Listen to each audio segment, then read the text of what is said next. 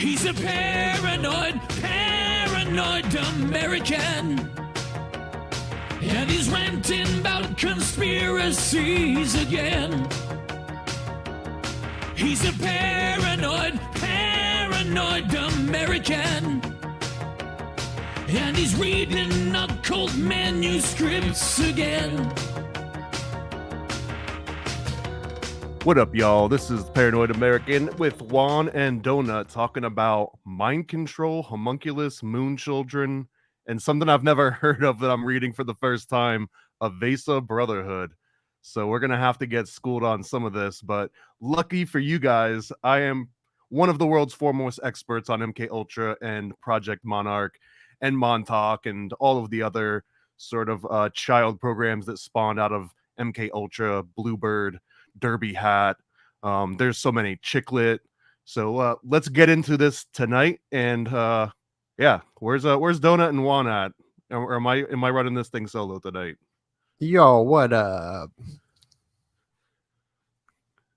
I wanted to see how long, like how awkward. I could take over, but I would just start reading like my comics and start turning he it just into like a whole... goes right in, just like, oh yeah, here it is. All right, so we're gonna Artichoke. start on page 1 of Time Sampler. Yeah, that's exactly how it'd go.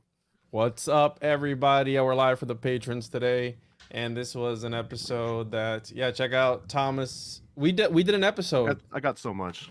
MK Ultra. Check out the Homunculus Owners Manual, tjojp.com or paranoidamerican.com.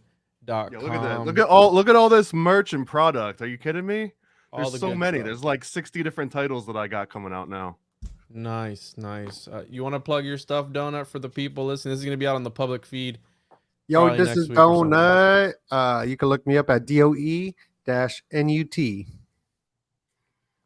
Thomas, paranoidamerican.com. Everyone knows where to find me, tjojp.com. I got that merch too, bro, but they're limited edition, only 100 made, and there's only like 3. I got the last 3, I think. Oh, is that Disney clamshell case too? Dang, it's a VHS box. Yeah, bro. Over. Yeah, man. That's like the puffy clamshell case. That's serious. Does anyone have a VCR anymore? Well, there was no VHS actually in it, but you open it up and there was a bunch of goodies. Was there originally going to be a VHS and it just didn't end up that way, or you just wanted a cool clamshell? There was a USB drive full of all of my old videos. The old bait and switch. I like it. Yeah, nice. Yeah, you're going to be doing another one of those soon, right? Like a rap album type of thing? Yeah, I'll make another one eventually. Yes, I will. Awesome. I'll do something. We'll keep an eye out for that. Thank you for joining me, Donut and Thomas. And I'm excited to get into this because right now it's a hot topic. We're going to be talking about clones, and then we're going to throw in the homunculus aspect to it all. Because of course we are, because Juan's here. No, Thomas, it's because it relates, and it feels like there is this we're reaching the homunculus singularity, where everything in the media right now, it's kind of homunculus-esque, right? Kind of, because the homunculus really is kind of sort of a clone. It comes from your seed, right? So it would be... Yeah, and they've got the new like meat protein products coming out, which I think is the closest thing to a homunculus we've been. But I also feel like all 3 of us, you especially, Juan, have got homunculus colored glasses on sometimes. Yes, I'll admit that. I'm not constantly looking for it, but if I stumble across it, right? If it looks like a homunculus, quacks like a homunculus, it's probably a homunculus, right? So what do they sound like? Has there ever been a story on like here's what they sound like? They quack and they scream, and what if they just sound like you, just squeakier? Hey, I'm Paranoid American. Subscribe to the YouTube channel, like, or whatever it is. Like, it's just like that would be pretty dope, actually, man. That would be dope. So that's the interesting part of our like focus. Our RAS, our reticular activation system up in the brain. Whatever you're thinking about will show up more because you're more focused on it. So if you want to buy a Jeep, you're going to start seeing Jeeps everywhere. So when you're looking at occult symbols, I see them everywhere because that's what I'm focused on. So there's always 2 different storylines that are in these cinema films, one for the public, one for the private, just like most occult societies or religious societies as well. Even schools, maybe too, with their secret societies.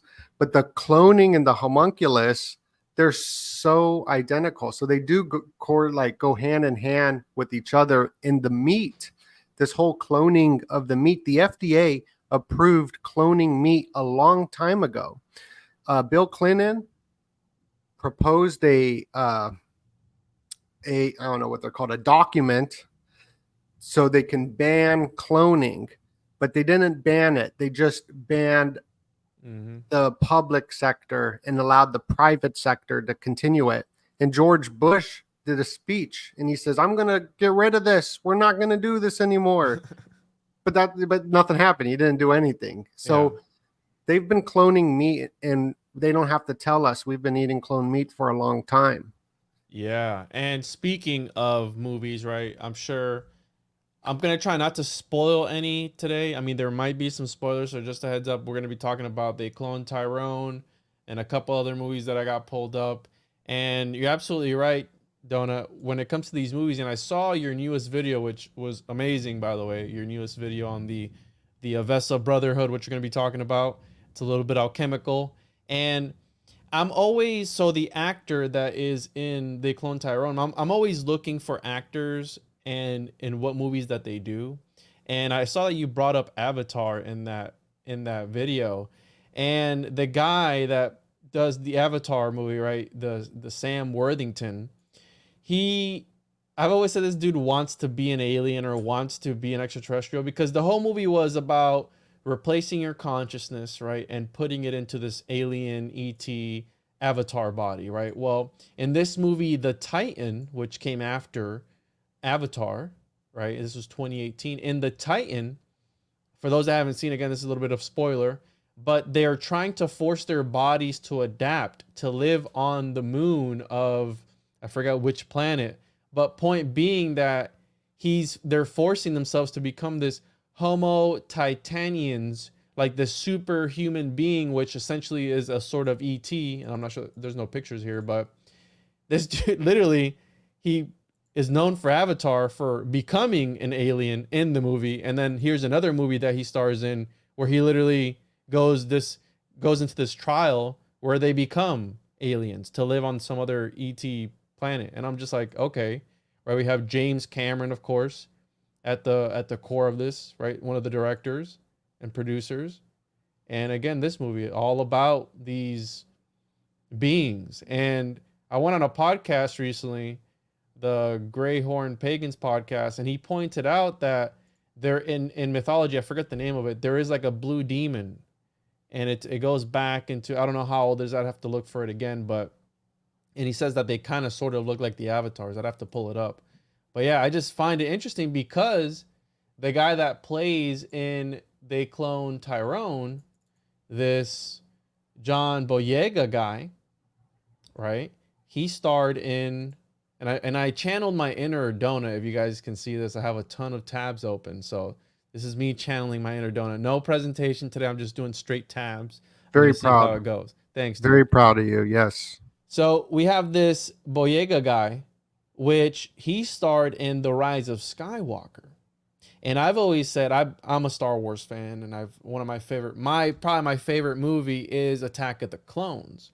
But also, again, on this kick of that these actors do like the same ideas over and over again, right? Almost to like kind of sort of talk to the subconscious. In The Rise of Skywalker, it's essentially about, right, Palpatine having created Snoke and how he was a puppet ruler and essentially a sort of homunculus, right? A force-sensitive artificial being created by Emperor Palpatine to reclaim control of so this entire conspiracy just like blew wide open of how Emperor Palpatine was a clone this entire time, right? And I mean, who are the OG clones if not Attack of the Clones and the Clone Army? So George Lucas, or George Ophucus, as Gabe likes to call him, they've been planting these seeds for a very long time. That's how you're saying, Donald. This has been around for quite a while, and it's peeking its head back into the mainstream media. And I mean, They Cloned Tyrone, that movie, I was surprised. Obviously, it has its woke agenda, right? We can tell exactly what's going on, but just what they're insinuating in that movie is crazy, right? This idea that there quite literally could be people here for texture, and just that. I mean, and that when you start to talk about the NPC stuff, that really triggers a lot of people, right? So you have to be careful with how Just the you. NPCs. If you get triggered, then you are the NPC. That's how that works. No, dude. Again, because you're dehumanizing Yeah, that's fine. a whole set of people. But I don't have a again, problem with that. there are people who lack an inner monologue. Now, is that indicative of that they are an NPC? Well, what did our homeboy Rene Descartes say, right? That even if you were to meet another person that looked like a person and acted like a person, you can only really tell if they're a mechanical animal or if they're a real person based on if they can ration and if they have logic. So if you were to, and that's kind of what he was describing, that the only way to tell the difference between a homunculus that's just driving automatically and a real person in there is by having like a full dialogue and kind of, having a deep conversation beyond just, hey, how's it going? Are you hungry? Pick that thing up. Like all of those could almost be trained to be just automatic responses. So like you'd have to know how to talk to Juan to know if you're really Juan. And we're talking 1600s, right? This is way before Cameron and Lucas and Spielberg. Mm-hmm. And the whole concept of the movie They Cloned Tyrone, which is really great film, is that they were under some sort of manufactured spell that kept them sleepy, whether that was the music or the food and the town that they lived in. And the towns that we lived in, the gridlocked matrix, puts us in sort of a trance as well. So this is happening on such a large scale. In the film, the guy that was in the underground bunkers, the underground bases, cloning people and doing these experiments, says we are everywhere. And it takes place in a ghetto, and I mean, think about that. That's where a lot of this MK Ultra experiments stem from too, is from the ghetto in Germany and stuff like that.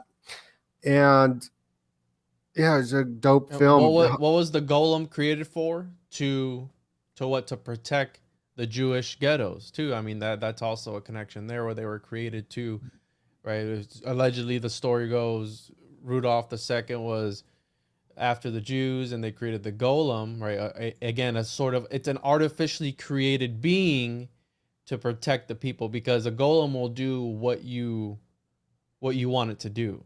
It's programmed to just do one thing now, and it's the typical Frankenstein's monster where it goes out of control.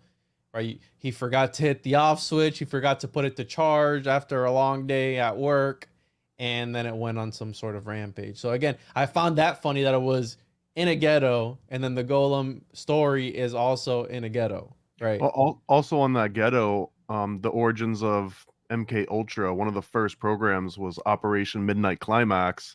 And that was basically slipping people that were in the ghetto originally. He was going after like pimps and prostitutes and drug addicts, because if they were to go back and complain to the police, like, hey, these guys drugged me, it's like they've already got a rap sheet. They might already be known. So if you do the tests on any sort of class of undesirables, then it means that they don't really have any recourse to complain or have anyone help them out. If you're targeting officials, then all of a sudden they might have like a recourse and you could get caught. But the way MK Ultra started, it was like first they test it on people that had, no say in it. College students that were first time out of the house, prisoners, and then kind of just like the belly of society.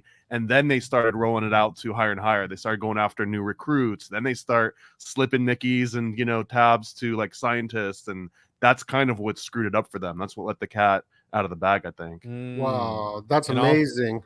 Because they slipped the guy named Frank Olson, and he got loud about it because he found out what they did, and he ended up falling out of a very large hotel and splatted on the surface. And that's where the church committee started formulating, right? That was a huge catalyst. And then after the church committee, And I think late into the late 90s or early 2000s, they exhumed his body and found actual evidence that he was bludgeoned with something first before he got pushed out. And I think it all got settled. There was a whole line of settlements, but that all came because of the church hearings. And the church hearings was because somebody just walked into a room somewhere that hadn't been unlocked in like years, and they found 7 boxes. I think Sure. that's the story. That's the story of why we even know that it exists and have documentation. I'm sure he just tripped, bro. He just tripped, fell. You know what I mean? But it's funny because, right, another person that everyone's been talking about in the media as of lately, Jamie Foxx, who plays a pimp. He plays, right, and one of the other people is I guess she's a prostitute, right? Was it Yo-Yo? Was it her? Yep. And Well, there's a few. There's more than one. oh yeah, there's a few, but like the main 3. And so that's funny that you're bringing this up, this midnight climax, and it kind of it's almost like a hint at that, like a subtle nod at, hey, you know, MK Ultra, in my opinion, because again, these people are going to speak in symbols. They're not going to just come out and say the things that they're trying to portray, and especially in the subconscious. But hey, if you know, you know, and I think this is why they made Jamie Foxx a pimp, and people were talking about how he was So a clone. I want cards on the table right now on if you guys think Jamie Foxx is legit a clone. Well, there's something I want to show before I get into that. Okay. Just Bring up your because screen. I don't want to forget this, because the slide before where it was showing Fontaine and Jamie Foxx on the Wikipedia. Mhm. Well, the main character Fontaine, I just connected this in my head, that the original Fontaine was a Knights Templar, I believe. So What? yeah, so Fontaine, where the Knights Templar symbolism of fountains come Mhm. from as well.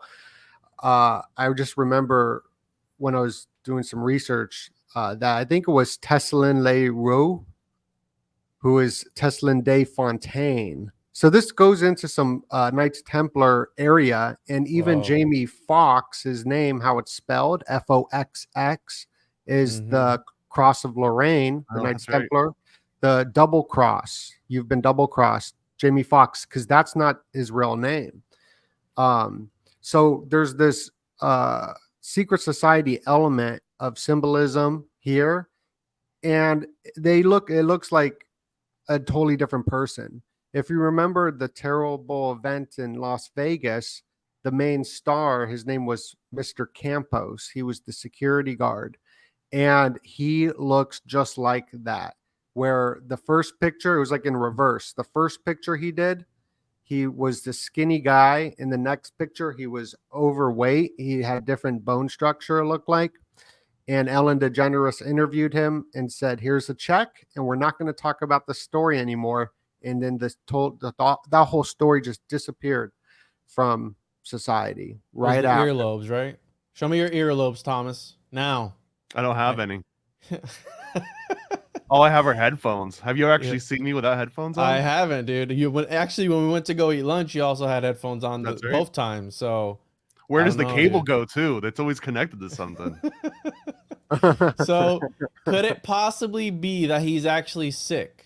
I mean, because that could be right. Occam's razor. I think he's sick. I think that explains so much of it, but also the biggest part of this, and when you put these side by side clone images together, they're painful to look at sometimes. But the one on the left is obviously done with more of a telescopic Yes. lens, right? Mhm. And the one on the right is a selfie, so it's a wide angle lens. It's much closer. That explains some of the difference in proportions, is sort of the perspective.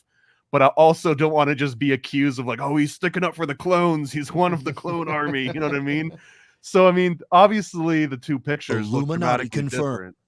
But there's so many explanations on why. And again, to my homie Descartes, where he was like, I don't even trust my own eyes. Yeah. And I feel like anyone that looks at something and are like, oh, my eyes saw it, that's enough proof. Like, your eyes are one of the lowest resolution input devices in your entire body. So if you Yeah. base your beliefs on what your eyes are telling you, then you're only understanding like a tiny fraction of the illusion. You're in for big trouble. And that's the thing, right? Do I think Jamie Foxx is a clone? No. Do I believe that other celebrities could perhaps be clones? Absolutely, especially now. Right, I had an astrologer tell me one time where it was like Saturn is returning, and Saturn is right who the one who holds reality together, and people are going to start questioning what they're seeing. And quite literally in the community, when you have AI images and all these different things, you're quite literally questioning your reality, similar to how in the movie, right, you had the guy when he would wake up questioning if he was actually the clone before or not, and questioning his reality. And then you have the gatekeeper of the old guy outside of the gas station. Like, he would always drop hints, like he was like the hermit, or the what do Yeah, they he was call like, it? "It's in the water, young blood." He's like, you got a new car smell. I think it was like that towards the end. And I'm like, Yeah. damn. So these people who are outcasted in society as well, sometimes we disregard them because of the positions that they hold in society. But sometimes I think those are the people who hold the most wisdom, and they're just not entangled in this system that we're in, right? Like almost like a like a sage role. He was kind of But he like was just a clone too, because I mean, spoiler alert towards the end of the movie, close your ears.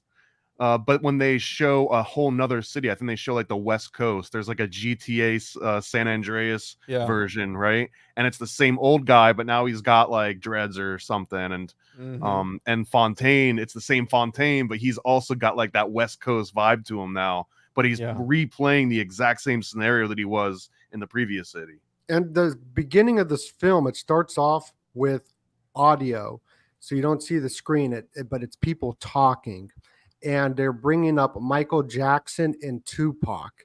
Now, Right. Tupac, that story is back on the radar as they're reopening the investigation, Yeah. as he was. Well, that's a whole nother documentary there on the whole Tupac. But a lot of people said he was cloned, and Jamie Foxx being cloned at the time Who Cloned Tyrone came out is great marketing as well, like rolling with that for a marketing campaign for it. But why are they telling us like the truth in plain sight? Because there is only a few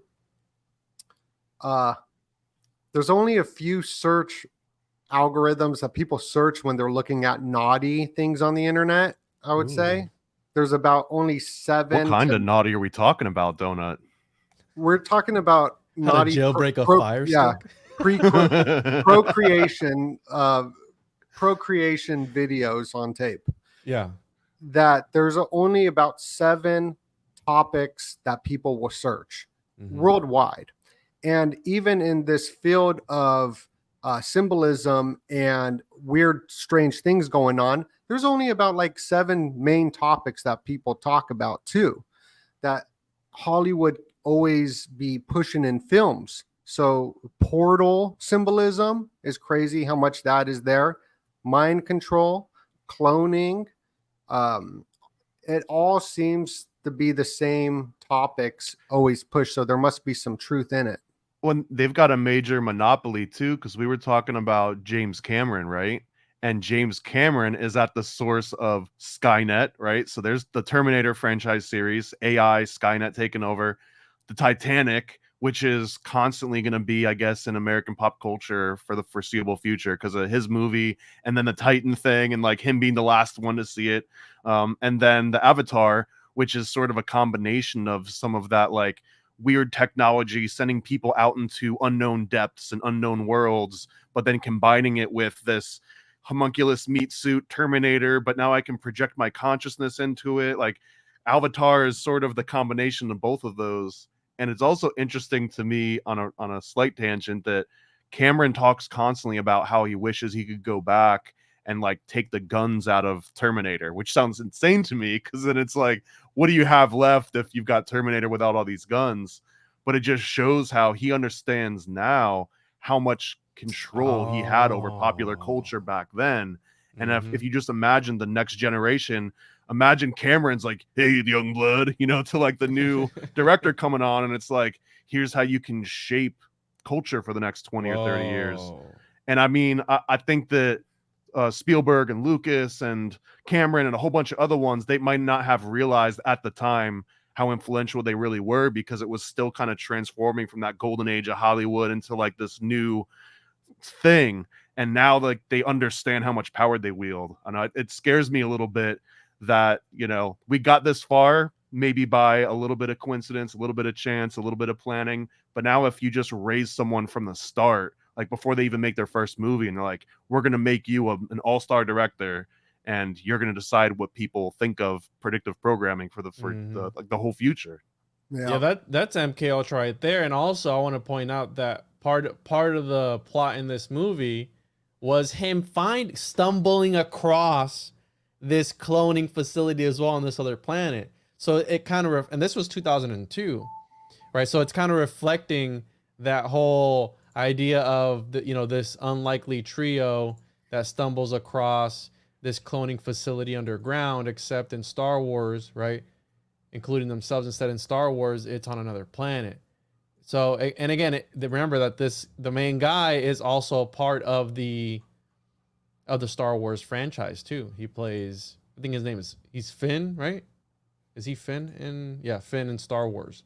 So he's part of that whole thing, which also has homunculus. So yeah, dude, that's crazy, because what you're saying right now, it's they quite literally, how different would the movie have been if they would have taken out the guns in that, and people wouldn't have perceived it the way they did.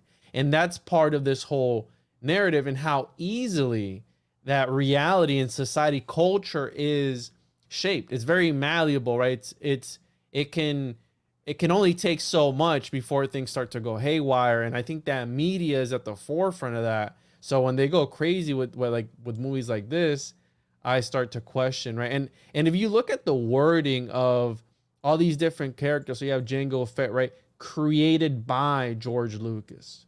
Okay. And then Jango Fett is the father of Boba Fett, which is a version of him, except he is unaltered, unmodified, right? He is the one that all the other clones are modeled after. And these clones are meant to, right, artificially produce soldiers, create at special cloning facilities, and they are genetically engineered to age twice at the rate of normal humans in order to be ready for the deployment. And right, they have really bad aim, but I mean, and then they have this inhibitor chip, and the third movie is Attack of the Sith or whatever it is, right? Order 66, or I think that might have been episode 2. I'm not sure. Anyways, there's a lot of them where they have this back door where they turn on the Jedi, and then they're taken over by the Sith and all that stuff. But again, I mean, what are they trying to tell us with this sort of stuff? And I grew up with this. Like I grew up on these movies, and how you're saying these people know the influence that they have. That's why I call them the sorcerers of the subconscious, because they're constantly working at that subconscious. Even if they're telling these stories decades apart, you can sort of see the resemblance. Now, again, if you're looking, because I mean, how many people are actually trying to connect the dots? It's not a popular thing to do nowadays, right? Well, with Jamie Foxx being like all sick, right? In the church committee, they were showing this. There's certain words that I don't want to say, but they were showing this. What was one of these? What should I even call that? They were showing a squirt gun, a super soaker. They were showing the super soaker at the church committee that can give you a heart attack. Now, Jim Keefe, he talked about MK Ultra in this book, and this guy in Mind Control, he talked about the heart attack super soaker. And I mean, this is a great book, but this guy died of a heart attack right after he dropped this book. But like, what if they have weaponry where they can, instead of a heart attack, something else happens, you know, because you got Bieber, you got all these different people. Yeah. Or orgasm, like an orgasmo.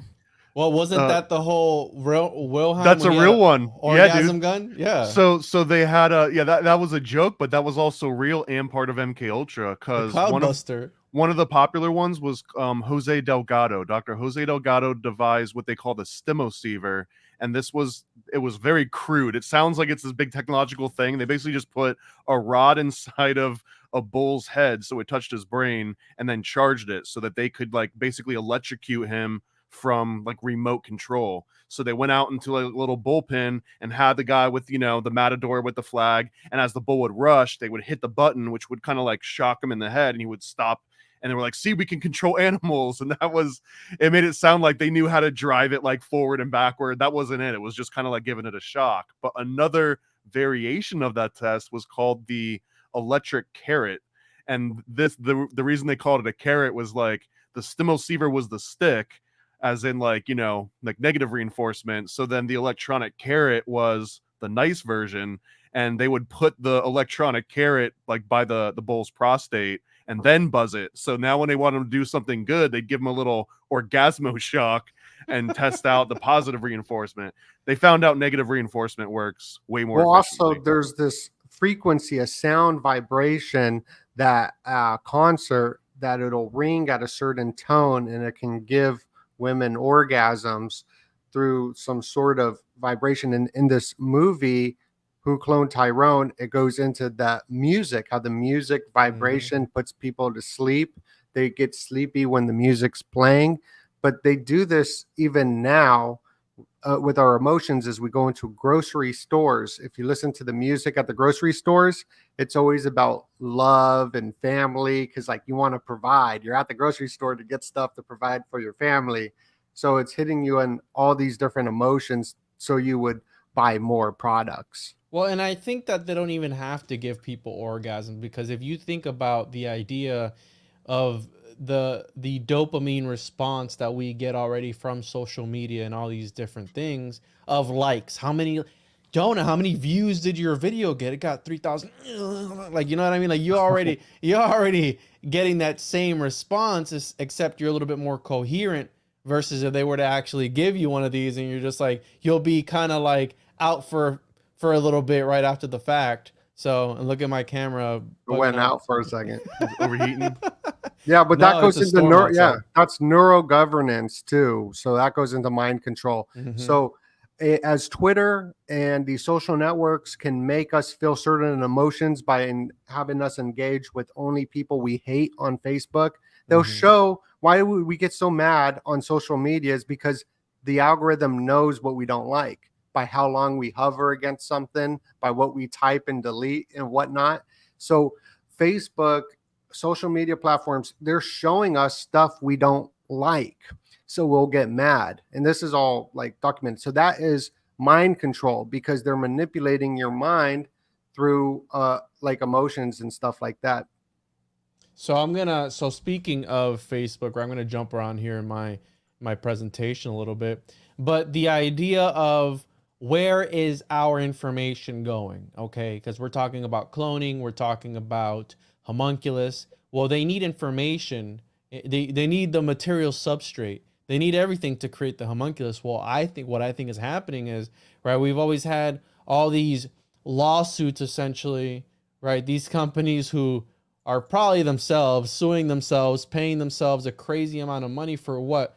For deceiving, right? Claims about consumers' ability to control their privacy on personal data. They're selling the data. They don't know where it's going or to who it's going to, right? So what I think is happening is that all these things of the synthetic environment for analysis and simulation, right? Purdue University's C's, right? We have the whole thing with the Titan ritual, the Titanic ritual, current C. They just passed, I think, the Fed Now dollar, so you have the whole money aspect to it all.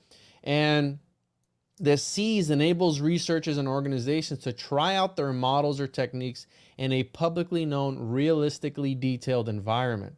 Now, it is now capable of running real-time simulations for up to 62 nations, including Iraq, Afghanistan, and China.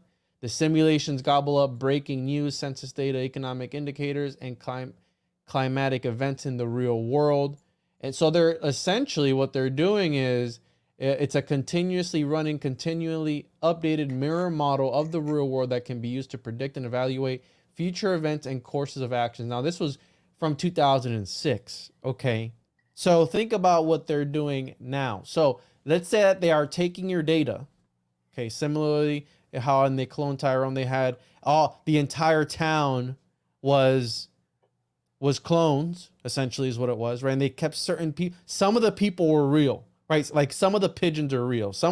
Not all of them work for the CIA. Only a select few, right? And they'll mix them in with the fake pigeons, so that way when somebody captures a pigeon, they go, no, see, they're real. I just ate one. No, you ate one of the real ones.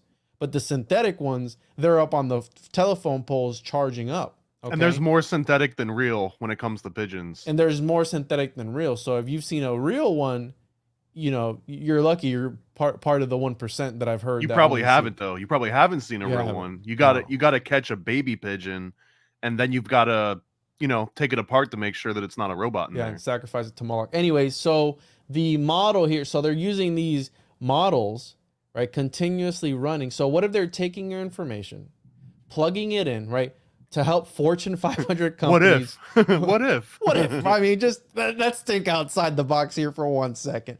To help they're only helping Fortune 500 companies with strategic plan. And then, again, this is what they have on Wikipedia, right? This is what they're showing us. And also, I came across, it's funny how history repeats itself, because I came across this research paper from 2001 while researching this about how, and it was referring to clones and celebrities.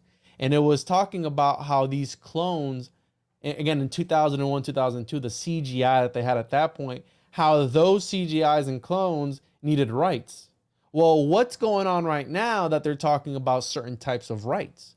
Well, the AI movement, right, where these celebrities, you had, was it LeBron go viral wearing like some pink suit or whatever, I think this week, with an AI image, and how they're talking about how are the, you know, what are they going to do with that? Drake, there's entire albums that are coming out with the voices of real artists, but it's not them.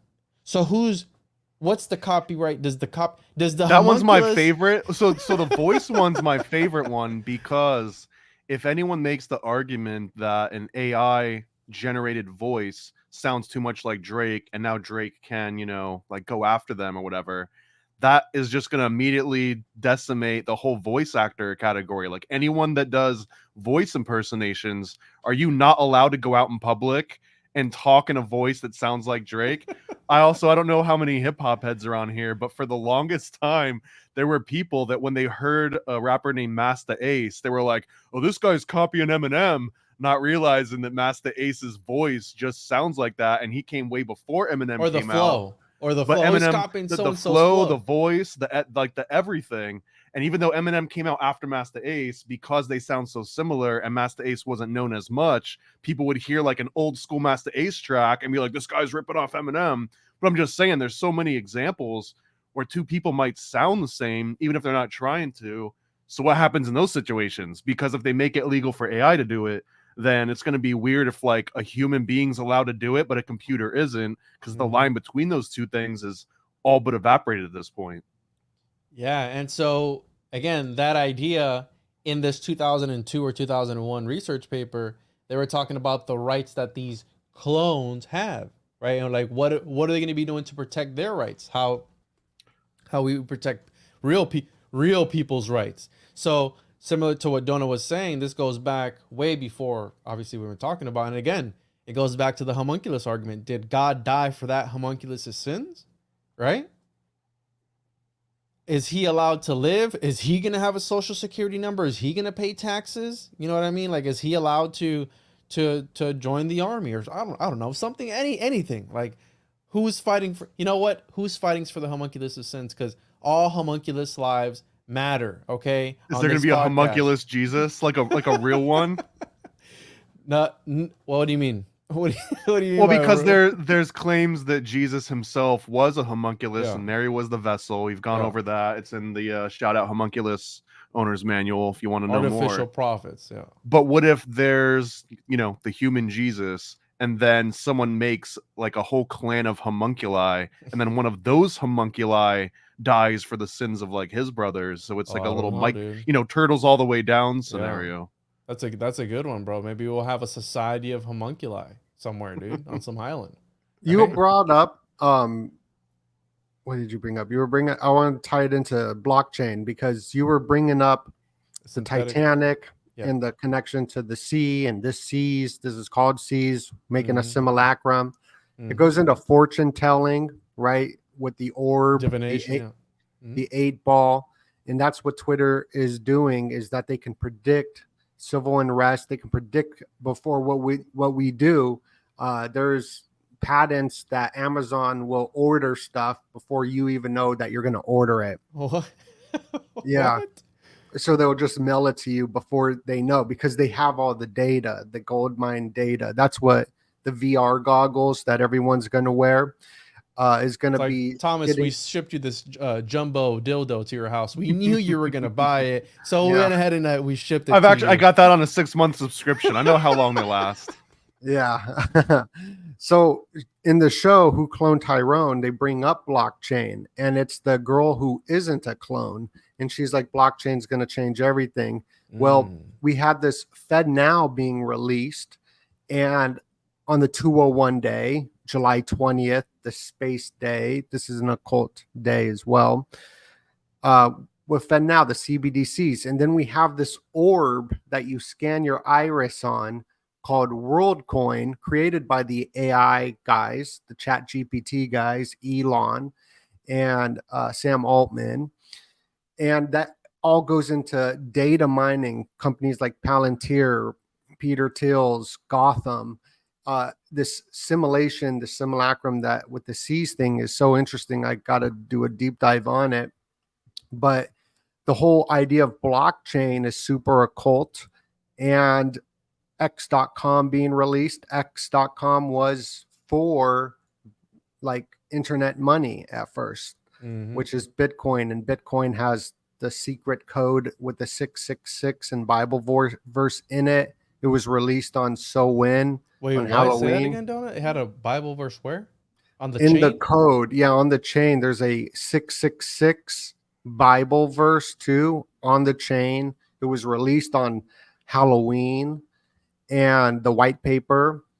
And so there's so much occult elements, but for her to bring up blockchain is just interesting there. With everything that we're talking about with the Titanic and that Federal Reserve connection. It was wild to me too that in the movie Who Cloned Tyrone, she mentioned blockchain, but that was the only scene in the entire movie that looked like it took place outside of like the 1970s, 80s, 90s. Like not a single thing that happened in this movie looked like it had anything from the 2000s in it. It looked super retro. Wallpaper, the hairstyles, the cars. There was one scene, and I almost feel like it was just a detail that got lost in like a far back parking lot. I saw like maybe a 2002 like minivan drive by, but I don't think it was meant to be in that shot because everything looked retro. Yeah, but it's interesting because she's the only one bringing it up, saying this will save me, because she's stuck in this ghetto and this society that's artificial, like the seas, and she's the only one bringing up blockchain to leave, like that's gonna let her escape, and all the clones don't care about it. So I just think that's an interesting element. There's something in there, most likely. So I found the ending, right? How it talked about how we're all connected, right? All the races are connected, and how they want to gradually do the transformation, right? So you notice that the one clone in the office at the end had different hair, right? And he's talking about the hair is stubborn, right? They're talking about the hair and how they want to gradually. I know you don't have any hair, Thomas, but just stick with me for a second. How they wanted to change the appearance of these people gradually. And he tells him, he goes, you know, you think this is gonna happen overnight? He's like, no, it's gonna take a very long. It's gonna be very gradual, right? And one of the things that made me think of was alchemy, because the transmutation of the magnum opus takes a very long time. It's supposed to take a long time. It's a gradual transformation versus a quick transformation. Now, not if you've got the homunculus owner's manual from paranoidamerican.com, which will fast track you on your alchemy plans. That's right. And when you buy it and you do it correctly, Thomas will appear out of the aether and And I'll mow your lawn. and and go mow your lawn. So that'll be the sign that you're on the right track. When you hear a mower outside, you open up your window and you see Thomas mowing your lawn. He's gonna look at you. He's gonna give you a thumbs up, and he's gonna disappear out of existence. And I'm not allowed to complain because I don't have a soul. So yeah, I mean, so check that out, paranoidamerican.com or tjojp.com. Also sign up for the Kickstarter too. If you're listening to this, the Kickstarter for issue number 2 of The Chosen Juan, link in the description. So I want to point out that here we have the homunculus was the crowning pinnacle of human art. This claim itself a rhetorical extension of the old alchemical defense of artificial products as they equal superior to their natural exemplars. So the homunculus to Paracelsus was the grand, it was the pinnacle. It was something to be sought. They sought that. They wanted to become a god, essentially. And let's not forget that, right, a month ago, we had the synthetic human embryos created in an advance, groundbreaking advance. And it was funny because the guy that is behind that, his name was Magnus, right? Let's find his name. David Magnus. And let's not forget that Magnus has a story. There's a story revolving Magnus of having created, Albertus Magnus, using natural magic and astrology, created a homunculus which could talk and function as his servant, right? But its jabbering so disturbed Thomas Aquinas in his studies that Aquinas smashed it to pieces. So, again, there's what a coincidence, I'm sure, right? They're talking about kind of sort of creating artificial people. A homunculus is an artificial creation. Dude's last name is the same as, right, one of the granddaddies of the homunculus. But to add to the C's argument of this synthetic world that they're living in, right, this simulacra, well, think about it. If they're feeding it information that is yours, and they're connecting it to you in every single way, that's a form of sympathetic magic. To where, right, you have the law of contagion, anything that, right, the law of similarity. The magician infers that he can produce any effect he desires by imitating it. From the second, he infers that whatever he does to a material object will affect equally the person with whom the object was once in contact, whether it formed part of his body or not. So we're talking about information. And some people like to overshare things on the internet, and they give a lot more than, right? Sometimes you read some, I don't really go on Facebook anymore, but sometimes you read some stuff on social media. It's just like, why would you share that with people? So think about that. They have your information. Who are they selling it to? We don't know. We'll pay your $5 billion. It doesn't matter to us. Meanwhile, they're creating your little virtual homunculus in the metaverse somewhere that's connected to you, okay? So whatever happens in that virtual world, whatever it is, happens to you, because let's face it, right? In the Matrix, Neo, he's a homunculus, artificially grown in a pod. And what happens when they're in the Matrix and they're getting beat up in the Matrix? Well, it's affecting them in real life.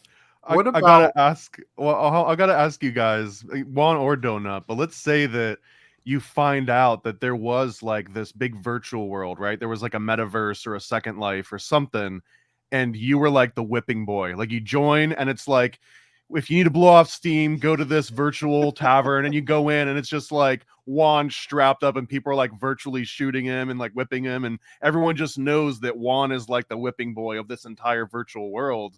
Before you knew that, it had no impact on you whatsoever, right? But now that you know that, like, do you care? Is this like now an issue that you have to go and like figure out? And they're just like, sorry, we just scraped all of your pictures and your personality off social media, and it was out there for the public, and here you are.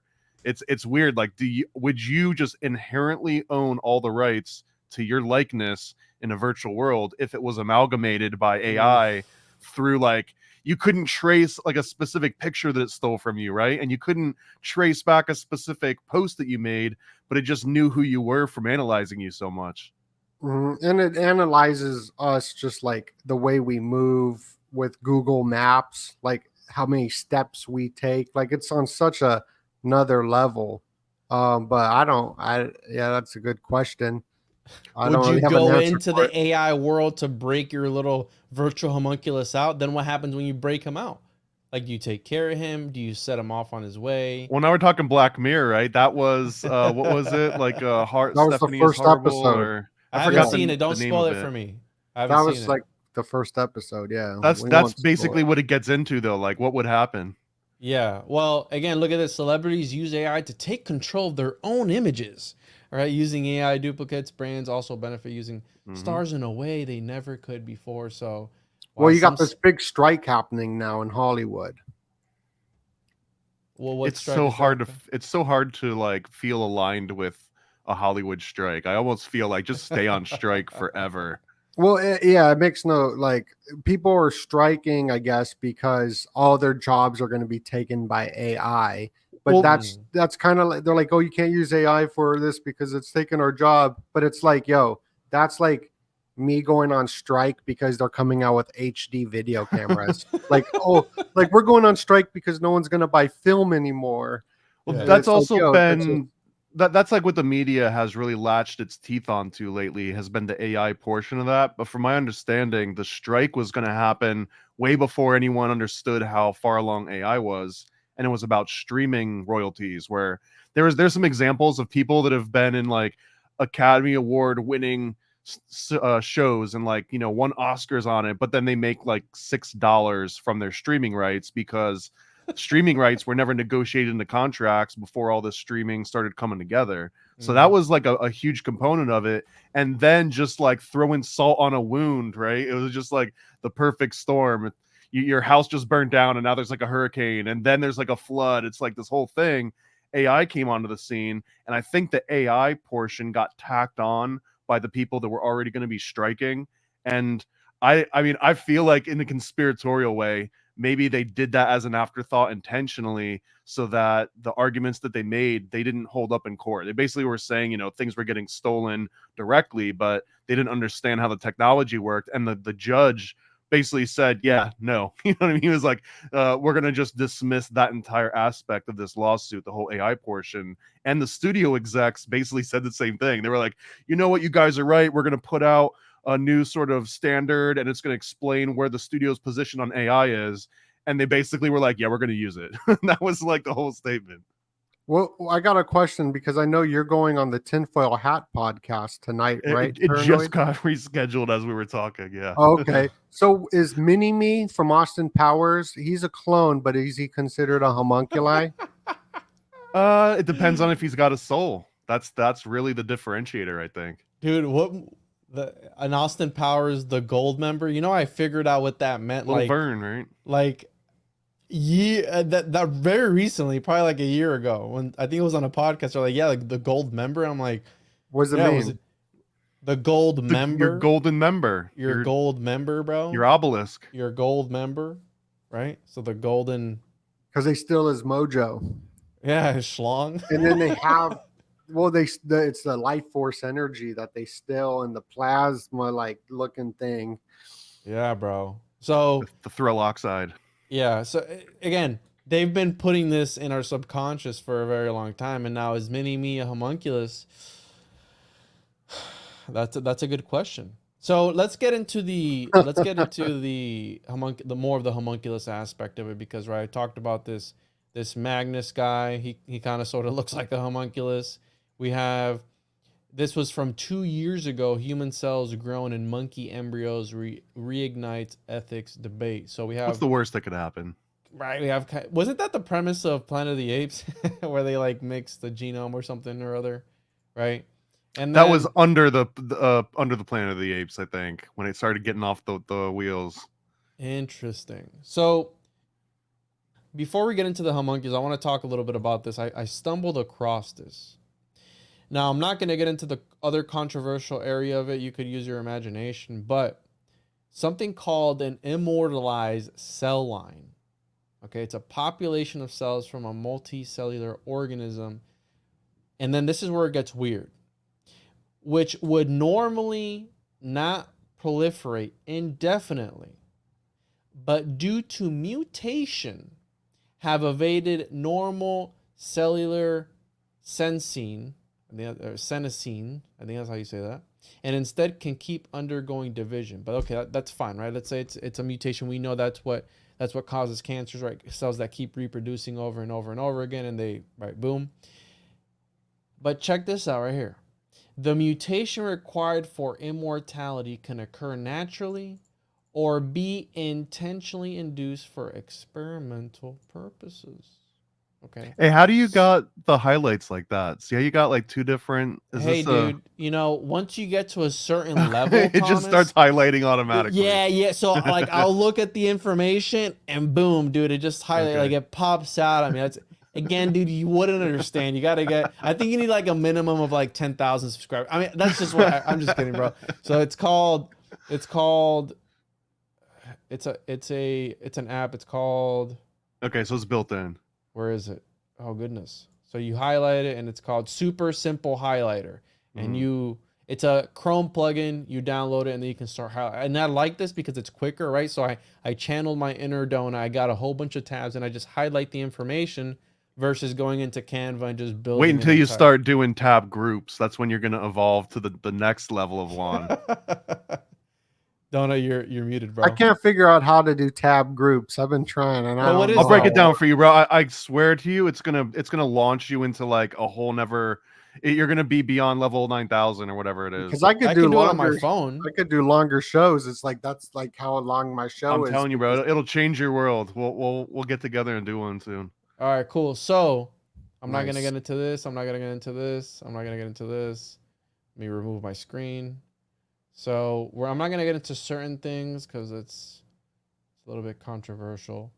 But let's get into the idea of, right, we have Crowley and his book, his version of a homunculus. Now, the homunculus goes and takes on, and this is part in the movie of They Cloned Tyrone, where they would have these vessels, and then they would inhabit or force into that, they would implant memories and entire lives for that vessel. Boom. So they would launch that clone back into the world after they had done, right, the flashing lights. If you think of movies, if you think of media, if you think of cinema, anything, it's essentially that. They flash sigils in front of your face. They program you with that.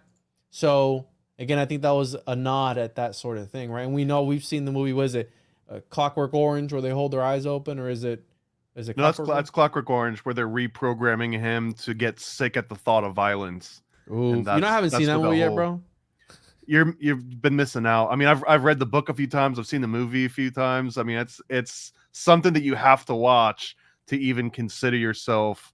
Oh, really? Like a commenter, yeah. So you're basically a non-person right now. You are a homunculus. I am a homunculus. All righty. I wanted to note here too, though, in Crowley's recipe of implanting memories, that's another huge part of MK Ultra and the Satanic Panic that followed right after that was the whole false memory syndrome and like the forgotten memories. And the book started, I think it was called Michelle Remembers. It's all about being able to call new memories. But on this clone topic, this is like, I mean, to me, this is a fascinating point of it. Maybe it's not to everybody, but everyone always comes at clones like, what if I'm cloned? You know, like Juan, like the amount that you might care about cloning is how much you actually think that if you cloned yourself, how much of that clone would be another Juan. And if it's not you, then it's not really as important. But now think about it. If I don't care about Juan's experience, I want Juan to be cloned because I need another Juan around, and I just need to like bounce ideas off Juan. And I don't really care at all if like you've got a soul or not, as long as you have the typical Juan responses. So in that regard, maybe it doesn't matter if you actually get to transfer your real soul from body to body, because if you can create a clone and then falsely implant memories, if I can just make an index of every memory that you've ever had and then program somebody else to have those memories, then they might theoretically make the same kind of decisions and have the same sort of behavior that you have. And to me, I don't care if you've got the soul or not, because you just fill the role of being the Juan in a certain situation, right? So if you clone a actor, the actor might care if their soul or their clone is like the real them all over again, but to everybody else in the world, no one would care. So I think that the debate about cloning tends to take this weird personal perspective, but it's not about that. It's about the opposite of that.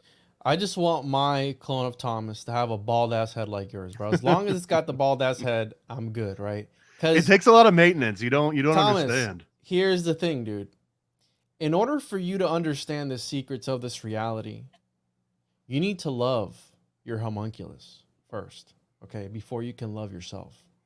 So you need to be able to caress your little Well, homunculus. the homunculus is made out of self-love, from everything I understand. It's a little part of you. But yeah, dude. Go ahead, Donut. With the remembering, the Taylor Swift concert, people are forgetting what's happening through this amnesia, which is a side effect to Project Chatter, I believe, going into MK Ultra mind control programs. And some say she is a clone, as she looks very similar to Zena LaVey that built the Yeah. Church of Satan.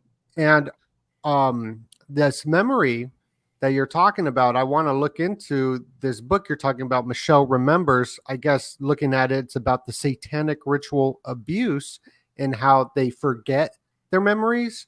I'm not sure how It's this a questionable book. I'm not saying that should be like the reference guide, but that is the defining book, from what I understand, that sort of sparked the satanic panic movement as a whole. Because after Michelle Remembers came out, then all of a sudden TV shows and talk shows and documentaries and news reports, and then all of a sudden it was Stranger Danger. It really sort of started from Michelle Remembers, but it's not like that particular story was unique. There was a lot very similar to it.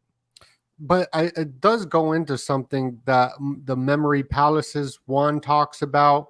And even the word remember, just looking at it, like you're a member of a club, right? You're a remember, like the Akashic records that we're just remembering everything.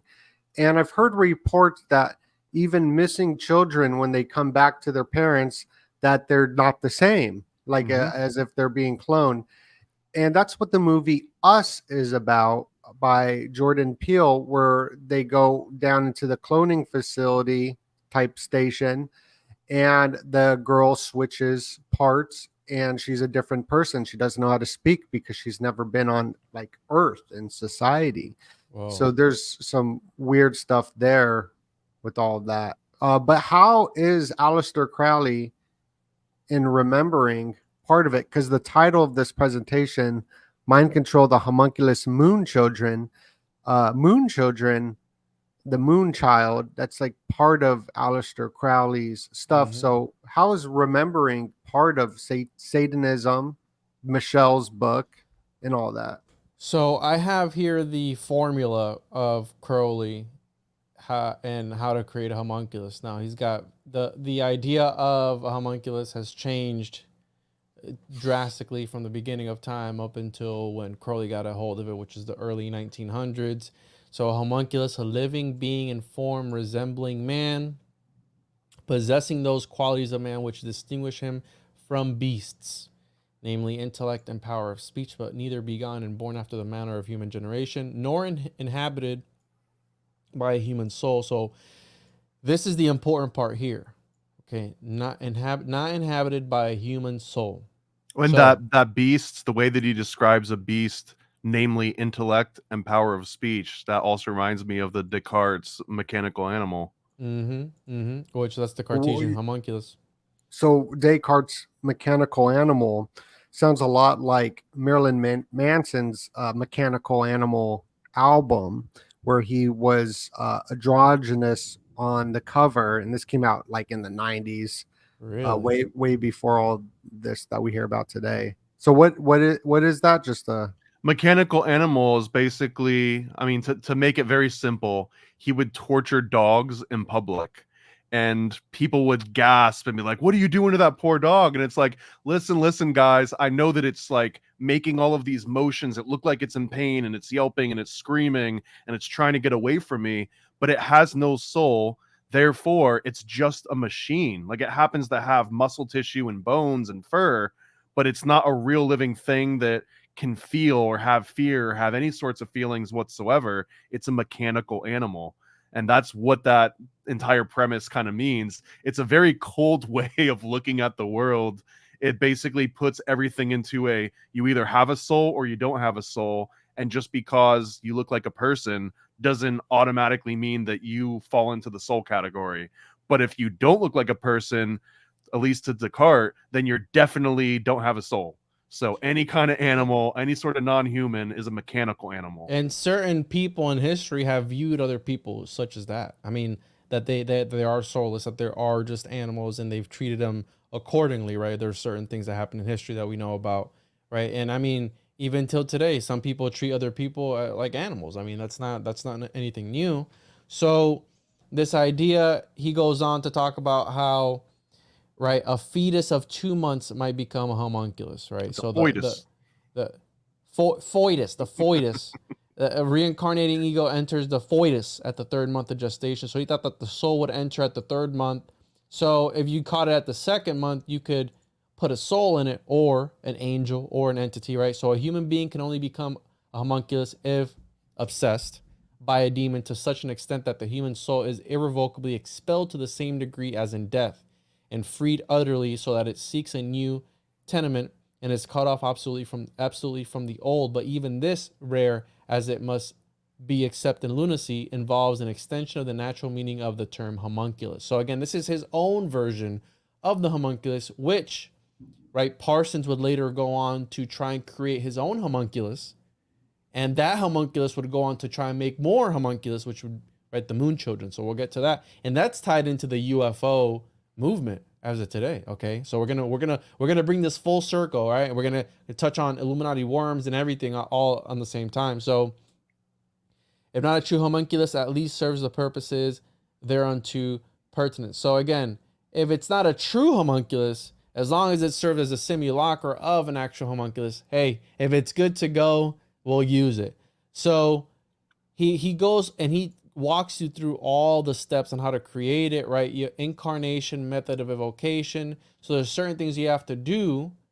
And he talks here about how in the last case, the foetus has been obsessed by some dumb non-human spirit. So they go, hey, listen, sometimes you're able to invoke an entity into the fetus, right? That's empty of a soul. And sometimes it just might be a regular person, right? So the magician might find a means to bar the gate against any human ego. So they have a way of blocking any human ego or soul to going into the homunculus and cause the incarnation of some non-human being, such as an elemental or planetary spirit. And that's a very important, right? Elemental or planetary spirit, because Parsons took this and he really took it above and beyond in his Babylon working rituals, because Crowley, which I'm going to pull up here in the Book of the Law, I believe it is, he talks about how you're able to incarnate spirits and helping, helper elementals essentially. So what they're trying to do is you're going to give birth to a regular human being. And again, these are ideas that the elites believe, okay, that these occultists believe, and I think that they're still practicing some of this today, that they're able to invoke a certain type of energy into this person, and that when they are born, they're a regular person, but have the essence of this planetary spirit, elemental, angel. So think about that. They're able to, and what I think it's really connected to is it's connected to reenacting these old stories that we hear about in these ancient scriptures and recreating those stories in real life. So taking it from like a metaphysical aspect, right? Like the story of Isis, Horus, and Set, and all these different things, and bring it into a real physical medium and doing it in real life, right? So they're able to extract the power from that. Go ahead, Thomas. I was gonna say this sounds exactly like making a talisman, where you wait You're for some absolutely right. planetary body to be super strong. You put it inside of usually like a little wooden or stone figure. But just imagine the multiplier if instead the talisman is a foetus, and now you've got the Foetus. planetary body in Foetus.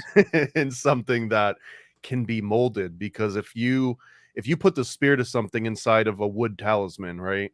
Like that's the form it's going to keep. It has very limited use. But if you can make a talisman out of a human being that can grow and learn things and have, power and influence over people in a real practical way, not like a wooden statue could, it just feels like it's the next evolution, right? This Crowley is taking the technology of the ancients and bring it to the next step. Ooh, bro, look at that. As soon as you said that, the thunder just hit. Yeah.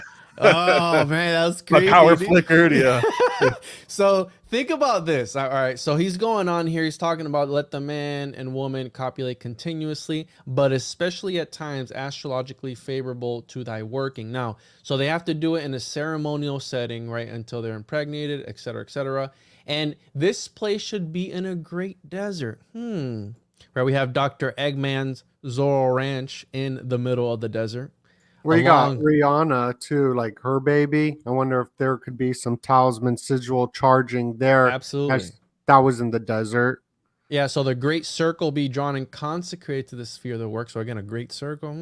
I wonder where I've seen that before and I've wrote about it. So, right. And then check this part out, Donut. I thought about you when I highlighted this. And let the delivery of the woman be retarded or advanced so far as possible to secure a rising sign proper to such a child.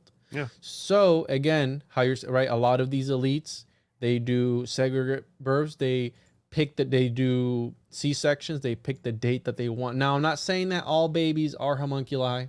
I'm saying that the people who practice this is where they're getting their information from. Okay. And this is what they're practicing. So the child being born must be dedicated, purified, and consecrated according to the formulae of the planet, element, or sign in which it is the incarnation. So again, it's going to be a perfect human form with all the powers and privileges of humanity, but the essence of a particularly chosen force and with all the knowledge and might of its sphere. And this is thy creation dependent, et cetera, et cetera. Now, we have Fritz Springmeier, who, let me pull up here, David Pingree, which he talked, and me and Thomas did the Occult Book Club number 13. You can check that out. This is part of the Liber Vacay, another book on how to create a homunculus. But look, the Egyptians, their images were made of metal in the shape of birds, animals, humans, and chimeras, and were enlivened by a ritual called the opening of the mouth. The Mesopotamians were practicing all these sort of things, and they were incarnating statues and all these different things. And he talks about how, right, the homunculus serves as a sort of vessel for demons. So he called the homunculus an artificial demon. Okay, so this is not a new idea. And Crowley just took that and he stepped it up to the next level. Now, it's very important. Fritz Springmeier talks about how, right, the Moonchild rituals and certain other things that were happening. Let me take my screen off real quick, right? Crowley, he wrote Moonchild, which was first published in 1917. And this is according to Fritz Springmeier.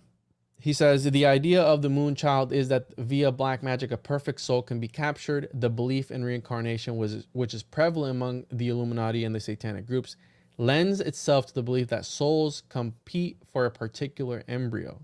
So in the Moonchild, the idea is expressed to produce a man who should not be bound up by his heredity and should have the environment they desired for him. This perfect soul in a proper person is called homunculus. And look at that, the thunder hits right there, bro. So now he references Paracelsus and Albertus Magnus in the same book. And let me pull up here. I pulled up. Which book is this? By Fritz? This is the Illuminati. The Illuminati formula used to create an undetectable total mind control slave, Fritz Springmeier. So you can check that out. And then I have here. The long ass title. It is a long title. So let me pull up the. He's got some good titles. So we have like Bloodlines of the Illuminati. I mean, what a great. That's like the best title right there. I mean, you got to be the first one to come up with it, though, right? So the idea of sympathetic magic, which I covered earlier. Now, I have to be careful with one of these, but fetishism is the idea of having a talisman, right? So fetishism would refer to an object. A fetish was actually an object or a talisman that was inhabited or could carry a spirit of some sort. Okay, so that's what the term fetish comes from. Now, we have Moonchild, which is written by Aleister Crowley. Now, we pull up here. You see the bunny? There's a bunny. And the moon is connected to the bunny, and we got There's a all bunny these. in here? Yep. That little kid at the bottom of her face, you could see like their ear looks like a bunny. The ear is right there, the white part of her hair. Oh, looks this like part? a sperm. Yeah, it looks like a sperm, sort of, or a bunny. So let's see here. We have, I had it pulled up. Anyways, In this book, he talks about it's essentially about two different sections that the two different. Here we go. I got it pulled up. Two different houses. So a lodge of white magicians and black magicians that are, of course, this is being super laggy, but they talk about it. So, right. And one of the things that stood out to me is that the invocations of Artemis, and I think Artemis has been referred to as the goddess of like cloning, right? She's the one with all the chesticles, right, around the chest, right? You have Mind Unveiled talking about that as well. And I'm trying to scroll up to the part, it's really far away, but yeah. And then this part stood out to me. We have thus direct evidence that there are real material beings whose senses are on a different range to ours. So they're talking about, again, incarnating elementals into a body, essentially. Now, what was the direct evidence? Did you see it, or just the statement that they had it? no, just a statement. Because Like, Crowley does that a lot, dude. Crowley will be like, trust me, bro. yeah. So- most of Crowley's sources are trust me, bro. This is part of Parsons' writings. Now, in this particular one, that you have the Book of the Babylon, the Book of the Antichrist, and other writings, and we're gonna be focusing on the Book of Babylon now. Just this part here. At this time, I decided upon a magical operation designed to obtain assistance of an elemental mate. So he's talking about the Babylon working ritual that he did with L. Ron Hubbard in the desert. Okay, and L. Ron Hubbard is the founder of Scientology, and Just a coincidence. Right, it's just a coincidence, I'm sure. And they used Enochian magic, which Donna and I have talked about Enochian numerous times. That they used the tablets. Donna and I did the episode on the grid, right, and the disco and all that stuff. So check that out. But he refers to Crowley's magic and theory and practice, where consisting of invocation of a spirit or elemental into tangible existence by various magical techniques. So we're not talking anymore about an astral homunculus. We're talking about incarnating an actual being into existence. Now, this is the entire working that they did. And supposedly he had a breakthrough, and Babylon had supposedly talked to him, and he wrote it all down. Now, he believed that he succeeded in this. But before we get to that, I want to reference some in, right, the chapter 6, Our Lady Babylon and of the Beast, wherein she writeth also concerning transformations. This is Crowley. I forgot what book this is. Magic and Theory and Practice. Now, I don't love, but it's really funny how Crowley writes. Okay, it really cracks me up the way he writes sometimes, because he was a troll. Okay, he was a troll. So we need not, however, consider this question of death. It may often be convenient for the living to go out about the world in some such incognito. Now, then conceive of this magical body as created for seeking manifestation as a God-seeking incarnation.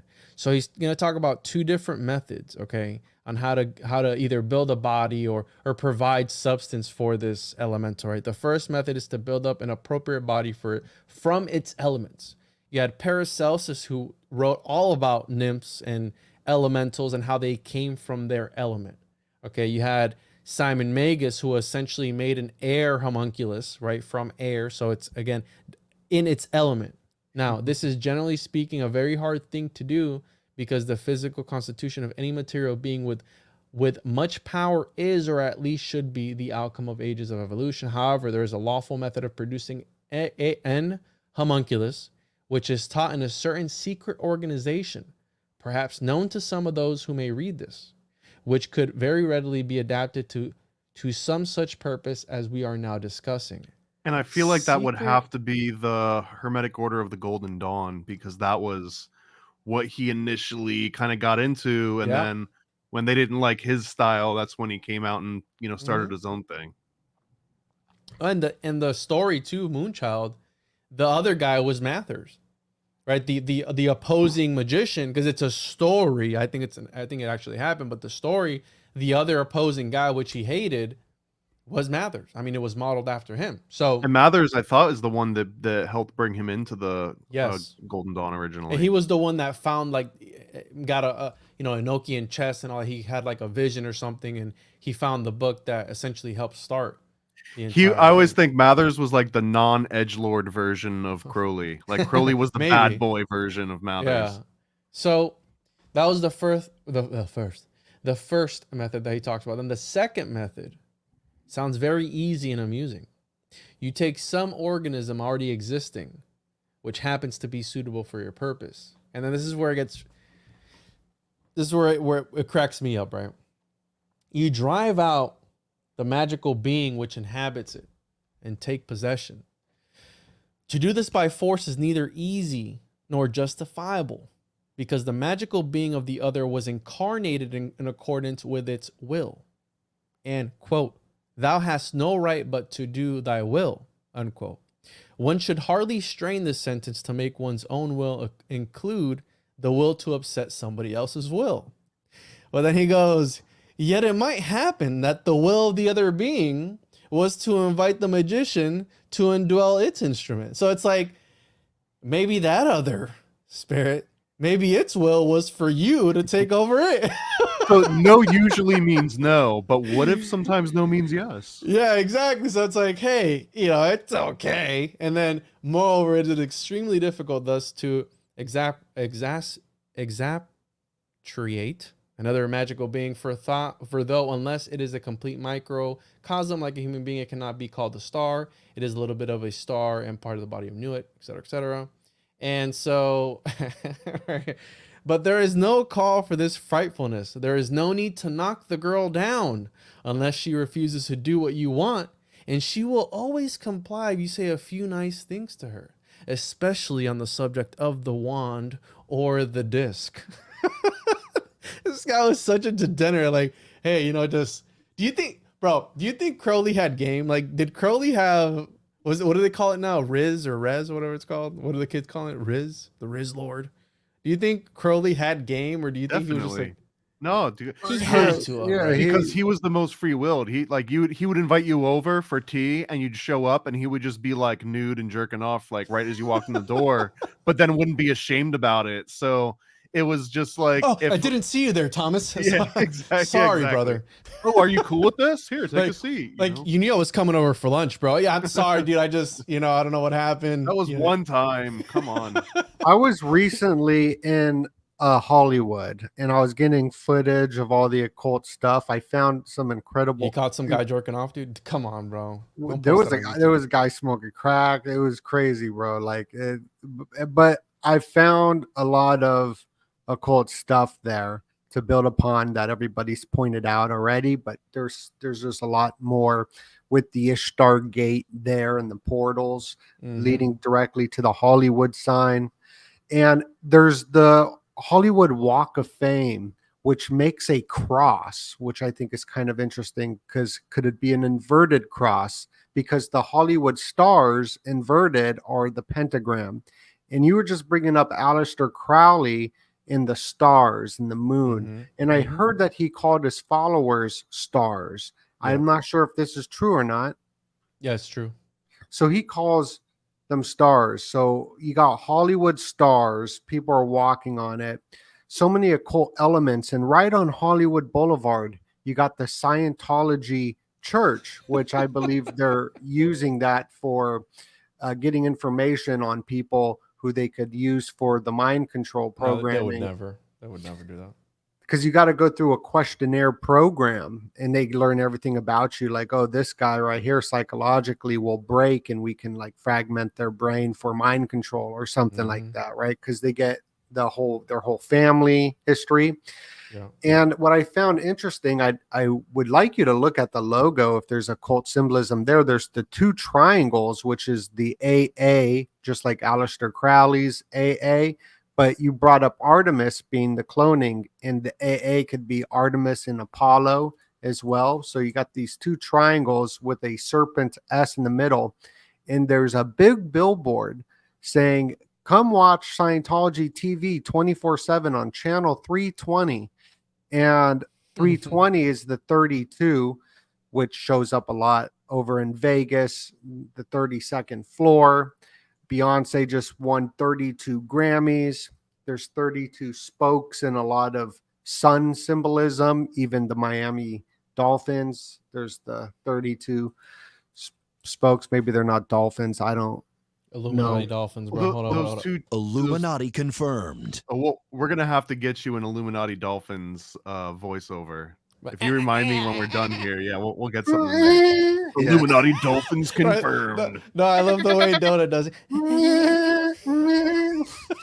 It's like a horse in the distance. Yeah, it's I like want to say that. it is a horse though, because people used to ride them, right? Did you see Lancers. the link to the Wolfen that I sent you earlier?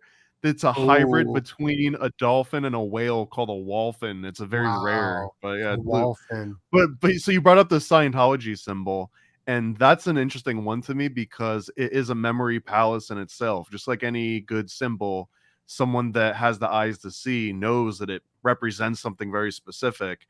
And one of the very first layers that you peel back on that esoteric meaning of it is the top triangle stands for KRC, and it's just an acronym for knowledge, responsibility, control. And that's like how you just keep yourself in the moment and sort of like that emotionless. I don't know if anyone here has ever been to an audit for Scientology, but like one of the initial tests that they put you through is they'll just have you stare at somebody for a very long time, and the instruction is that have no response. You know what I mean? So don't laugh, don't cry, don't do anything, which is weird that a lot of people that do this end up crying. Like if you just stare at somebody in their eyes for 10 minutes and don't say anything, a majority of people end up tearing up and crying for whatever reason. But you could also just turn into like a laughing fit and like all these things. So one of those tests is how long can you survive without, showing some sort of an emotion. And that's what KRC represents. And then the bottom triangle stands for ARC, ARC. And the ARC is affinity, reality, communication. So that's kind of like what's under the top triangle. The top triangle is the exoteric, right? And then that bottom triangle is the esoteric, but literally, not just in symbolism, but it's like those are the things that are happening within you, while the knowledge, responsibility, control, it's almost this like program, this daemon that you're running as like your front end interface to the rest of the world, while the arc triangle is what actually is going on through your body. Affinity, reality, communication. That's like connecting with people that are on your level. And the S would just be for Scientology, or is that connected at all? Because that's what it's supposed to stand for. But I mean, I feel that the close connection between L. Ron Hubbard and Crowley means that an S can never just be an S, especially if it doesn't just look like a regular old Times New Roman S. So no, I don't think it just means Scientology. Nice, fantastic. Nice. That's nice weave, bro. Yeah, I'm gonna add that into this.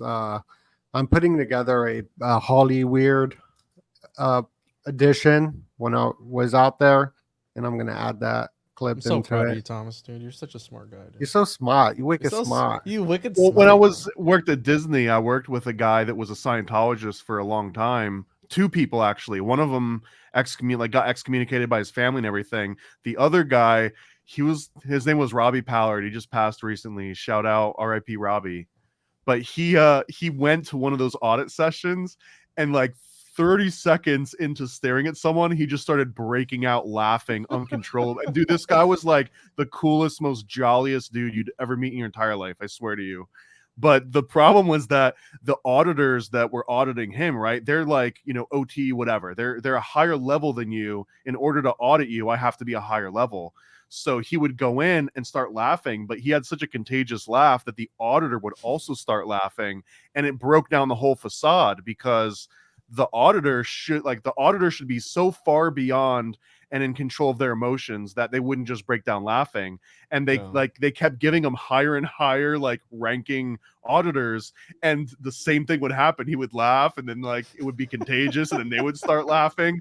And they basically told him like, please don't come back. He was like, but I want to join, and the only problem was that he just kept making people laugh, but it was like a glitch in the freaking system, and they couldn't have that. So why is the Scientology buildings, there's one right down the street from me, made out of bricks, because I noticed it's the same bricks that they used on Hollywood Boulevard. I'm not sure if every single I building don't think that it they is have- because Clearwater is It's a not brick. huge Scientology, and I don't think it's brick there. It's Oh, more, okay. the standard Florida sort of fare.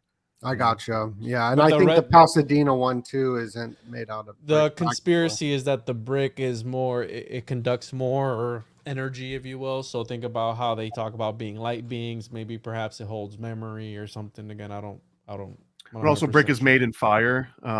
So like there might be some I don't know, chemical. Phoenician alchemical. And Yeah. didn't they all come out of like a big volcano or something? I don't know all the Yeah, details the on this. Xenu and yeah. The So souls are stored in a volcano and exploded, or let me wrap this part up of the homunculus. Now, hold on. Where is it?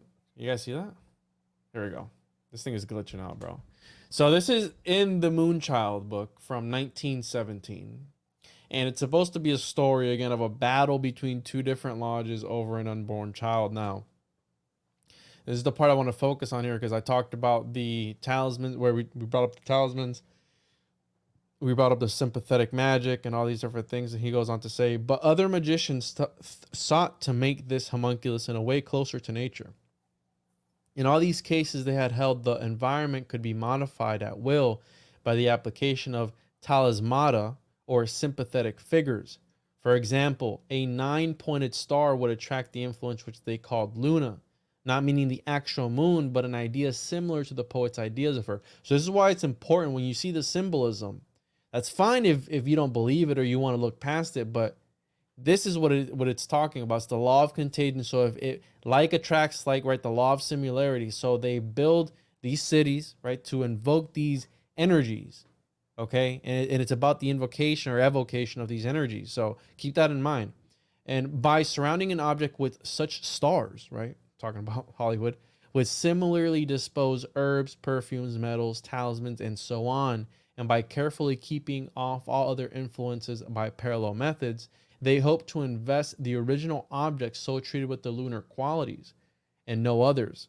And he goes, I am given the briefest outline of an immense subject. Now then, they proceeded to try and make the homunculus on very curious lines. So again, this idea evolves. Now, mind you, you have Parsons was a avid Crowley follower. Hubbard was an avid Crowley follower. They were working together, Parsons and Hubbard, right? Two very influential people. Even today, their presence can be felt.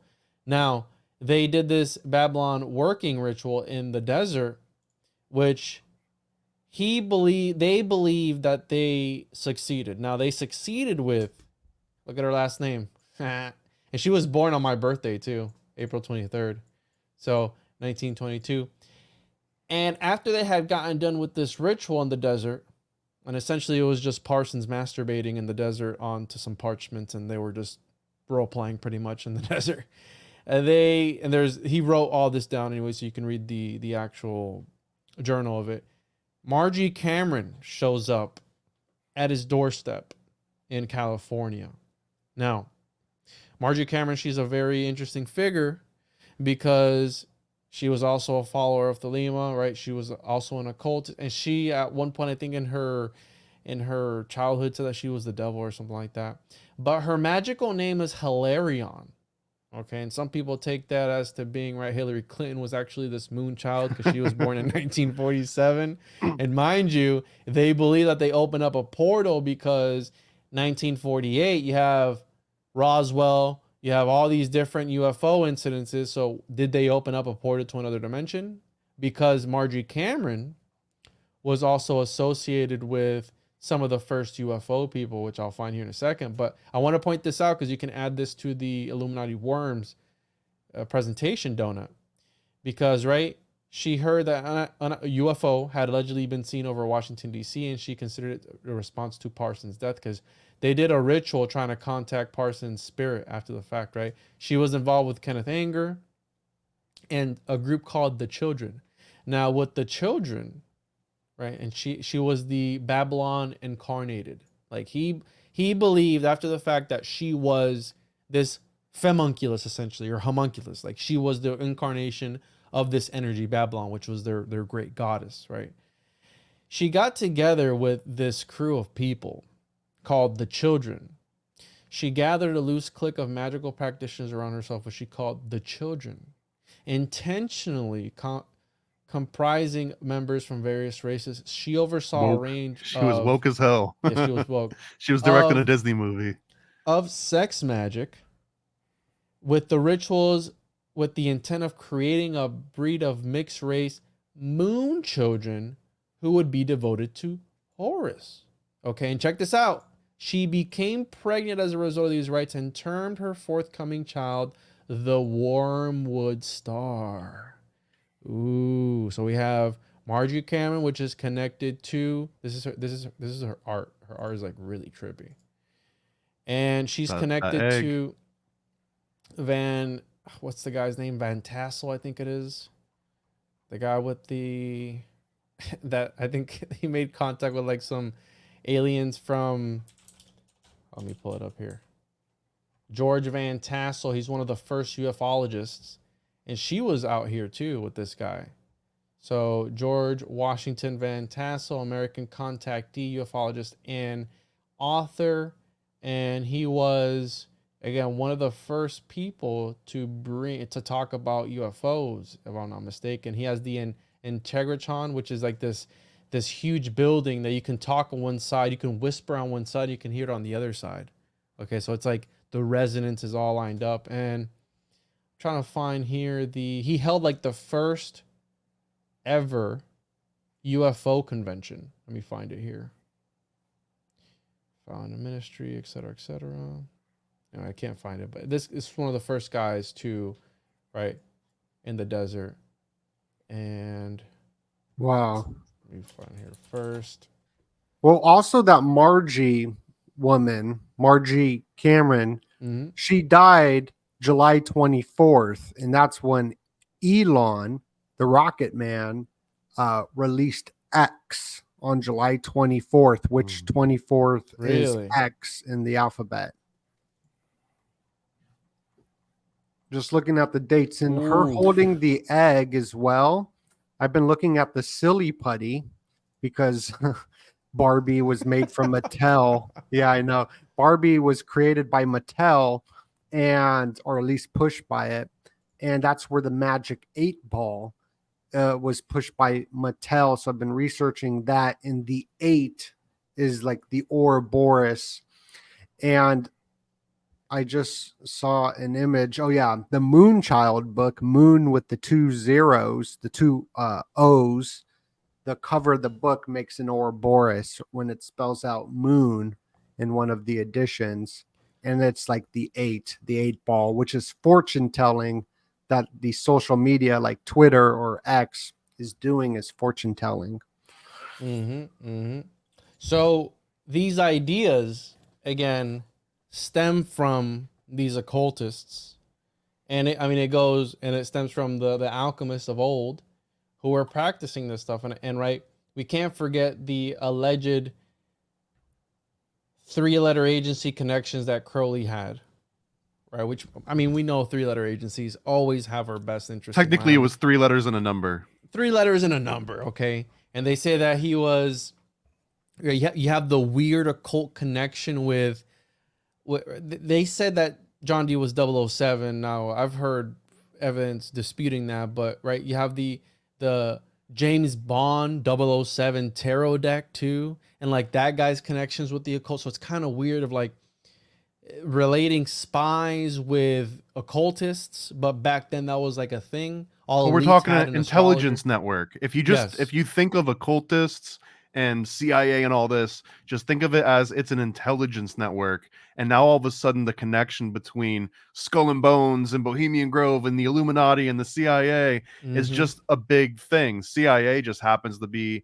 the state-sponsored, we love them here, by the way, at the version of of podcast. it. Oh yeah, no. Today's episode is it's either CIA or ATF this week. I can't remember. I don't know, but we love them all. We love them. We support them here on this podcast. So just in case, if my handler's listening or my CIA, sign up for the CIA Patreon, patreon.com/CIA. Donate. Is there as much really as a CIA Patreon? I don't mean probably. Let me look it up. Imagine they had like a Patreon. That'd be crazy, bro. They're sure slipping. Wow, some- they're gonna sign up after they see this one because they're watching it. Oh, there's a guy with the URL, but no, it's not. It's not. Well, so like I've been looking into this orb, right? So like the 8-ball is an orb that you shake and it shows you. You got the orb, the sphere in Las Vegas right now, and this cryptocurrency, this blockchain, the world coin is an orb that you scan your eye with, right? And the eye is the window to the soul. You look at somebody, they'll start crying or whatever. I've done that before with people. I mean, every day you look at people, so Yeah, that's but- not something Scientology owns. It's just one of the techniques. But like, there's a lot of like self-help seminars and like weird spirit journey things that you go on that employ that exact same technique. You just sit in a room with a person for sometimes hours and you just stare into their eyes. yeah, I'm good at eye contact. I'm like so I do that good to at- my son. I'll just sit there like my 5-year-old and I'll just stare at him, bro. I do that with my cat. He so my son will just be sitting on the couch and I'll just and he'll start like if he's on his tablet or something, he'll be like, and he'll keep doing it until like after, and I'll just sit there for like 2 minutes straight, just like he's like, what? I'm like, Well, so like this orb is also part of Crowley. Is he saw an orb and it goes into these lightning balls, and Benjamin Franklin saw a lightning ball. You got the spirits that are known to be seen as an orb. So I'm not sure if you ever looked into yes, I have. lightning balls or that dragon balls. Ball. You ever heard of ball lightning? Yeah, ball lightning. That's what I'm talking about. Yeah. Well, so what is this? So they say, I mean, it's just like what a charge, because it happens a lot in the swamps. I think it is. Yeah, and it can go through walls and stuff. Yeah, it's just like a big ball of energy that's apparently. But legit. I've heard that from like indigenous people. I was listening to a Bigfoot podcast. I think it was today or yesterday, and they talked about how these entities, right, Bigfoot or cryptid, whatever, these spirits, they travel as these orbs or balls of light. So again, I think it could be a sort of technology, and I don't know. I mean, maybe they're tapping into something, right? Well, I got a fun one for you. I don't know if you've pulled this up in your superb owl videos, but like Juan was saying before, we still make our cities based on the sympathetic magic. You've got obelisks that represents male energy, and you've got domes, but you've also got these huge arenas, these big super bowls, superb owls. And what happens in the middle of those, usually they're played at night under these, stars and the moon, the planets are out, and they've got this egg that they're just charging for nonstop for like 2 or 3 hours. I mean, it's kind of like a big orgy of, a bunch of male energy, specifically a bunch of male energy, all just being directed at this one egg that gets handed back and forth, passed back and forth. It just feels that with all of the eyeballs that are on that and all the money that ball is worth in reality, right? Like that ball, so many people are watching it. It is the most highly charged thing maybe on the planet in that one moment. And what is that if not looking at the arena as maybe a vessel? And maybe that ball might be this homunculus, because just like bringing down this planetary energy into a talisman, it feels like if you've got millions of people watching that happen and all investing and putting money on it, right? And like doing, like actually having impact on their real life, it feels like that's the most charged version of this kind of moonchild ritual that we might have still are these big sports arena games. I'm sure it's just a coincidence, Thomas. And the LA arena is called the Crypto Arena, and it looks like an eye from above, but that is so fascinating. It is an egg being charged, and you got the cheerleaders around it, so it's bringing that like sexual energy into it, and it's the #1 show, most watched show in the world is the Super Bowl. Right, and Rihanna was at the one this year, so think about all that energy that was directed towards her, and pretty much. Well, didn't you have a prediction when she was going to have the kid? Is that Yeah, I got it wrong. That's right. No, I got it wrong. We've passed the date. Yes, but nobody seems to. Well, really maybe mind. right, because if you were smart, it's like the people that win the lottery and they hire a lawyer to show up and collect it, so no one knows who they are. if you really did have a Moonchild, you might have the kid and then not release all of the announcements until afterwards to kind of like shuffle the deck a little bit. That's what, yeah. And if that happens, then I will come out and talk about that. So to wrap this up on the whole Crowleyian Homunculus thing. So George Van Tassel had made the Integratron as a rejuvenation machine or something, but he also had contact, and I remember because I did a whole episode on this like 2 years ago, where he wrote on a UFO, like he had this alien land, it opened up and he went in it, and it plays into the Ashtar Galactic Command, and they have a Jesus Sananda, which is like this this light being, alien, Nordic looking ET, I don't know, but it's really weird. But Cameron hung out with this guy, okay, in the desert. And it was one of the, I believe he had one of the first ever UFO conventions, okay, which again, the UFO phenomenon right now is real big in the media. They got the hearing happening today. The hearing is happening today, or already happened probably, I don't know. But Don't yeah, they only call them UAPs now? Like UFOs don't even exist anymore, do they? UFO or UAP, USO, unidentified submerged object. And so to bring this to a close as far as the Crowleyian Homunculus, I think it plays into the Tyrone and all that stuff with everything that we talked about. And maybe, just maybe, they implemented their own version. So let's say that what we're reading today isn't 100% the process that they used, right? There's different ways of skinning a cat, similar how there's different ways of creating a homunculus, but they use this as their basis.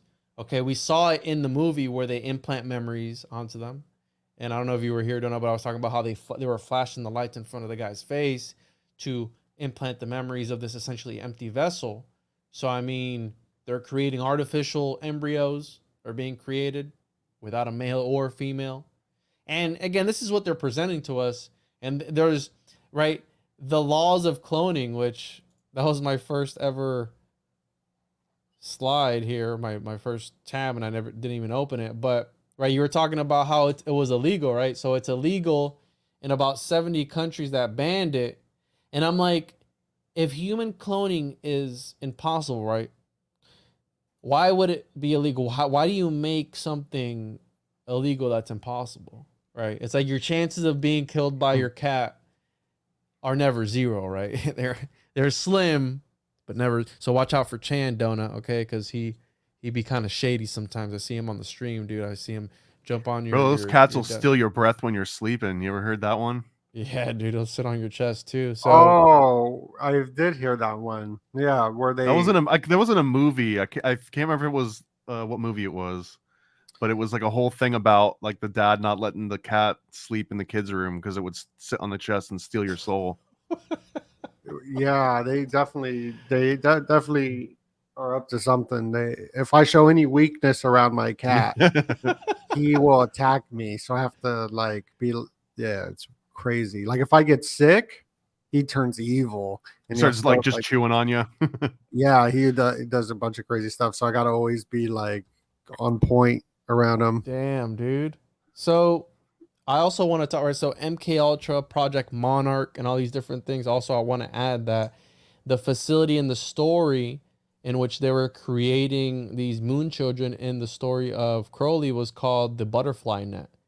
So again, almost like a nod to, because let's say that Crowley was in a 3-letter agency, okay, and he's talking about how certain secret organizations know about this technology. Well, what if he's referring to one of these 3-letter agencies, or maybe he's referring to a secret society? Who knows? Or what if it's one and the same, a secret society and a government organization? They're one and the same.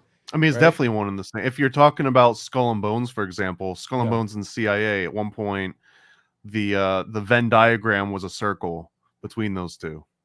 So, again, it's not too far-fetched they have this knowledge. I'm 100% sure that they know about these things, and I think that they employ them. And now they're putting these movies out, and the movie, I think, is supposed to be comedy as well, right? So, same how this podcast, some people forget it's comedy too, right? We're under the comedy genre, And so people take things a little bit too seriously. But I mean, we're presenting real ideas, real concepts, and we sprinkle in a couple of dick jokes on the way out. So Well, comedy just means the hero wins. That's all that means. really? Yeah. Hero comedy means the hero wins, tragedy means the hero dies. Well, the homunculus will always live and will always rise. So it's a comedy. So yeah, I just wanted to add that aspect to it, that it is. Now, again, they put these movies out and they laugh in people's faces, and I think it's another form of MK Ultra, of the programming of the subconscious, because they are the sorcerers of the subconscious, and there's I want to know, especially from the book that we'll do on Occult Book Club, but that's the, oh man, what's the huge long ass name? But like the perfected the Illuminati. What? Yeah, well, yeah, what is it? The Illuminati formula used to create an undetectable total mind control slave. Okay, yeah, undetectable total mind control. But that book makes a really good point, even if you don't believe in all of like the woo aspects of it. But he very much emphasizes that you don't just take MK Ultra or Monarch programming and just throw someone through as if it were like an assembly process, or that like it's just like a one size fits all.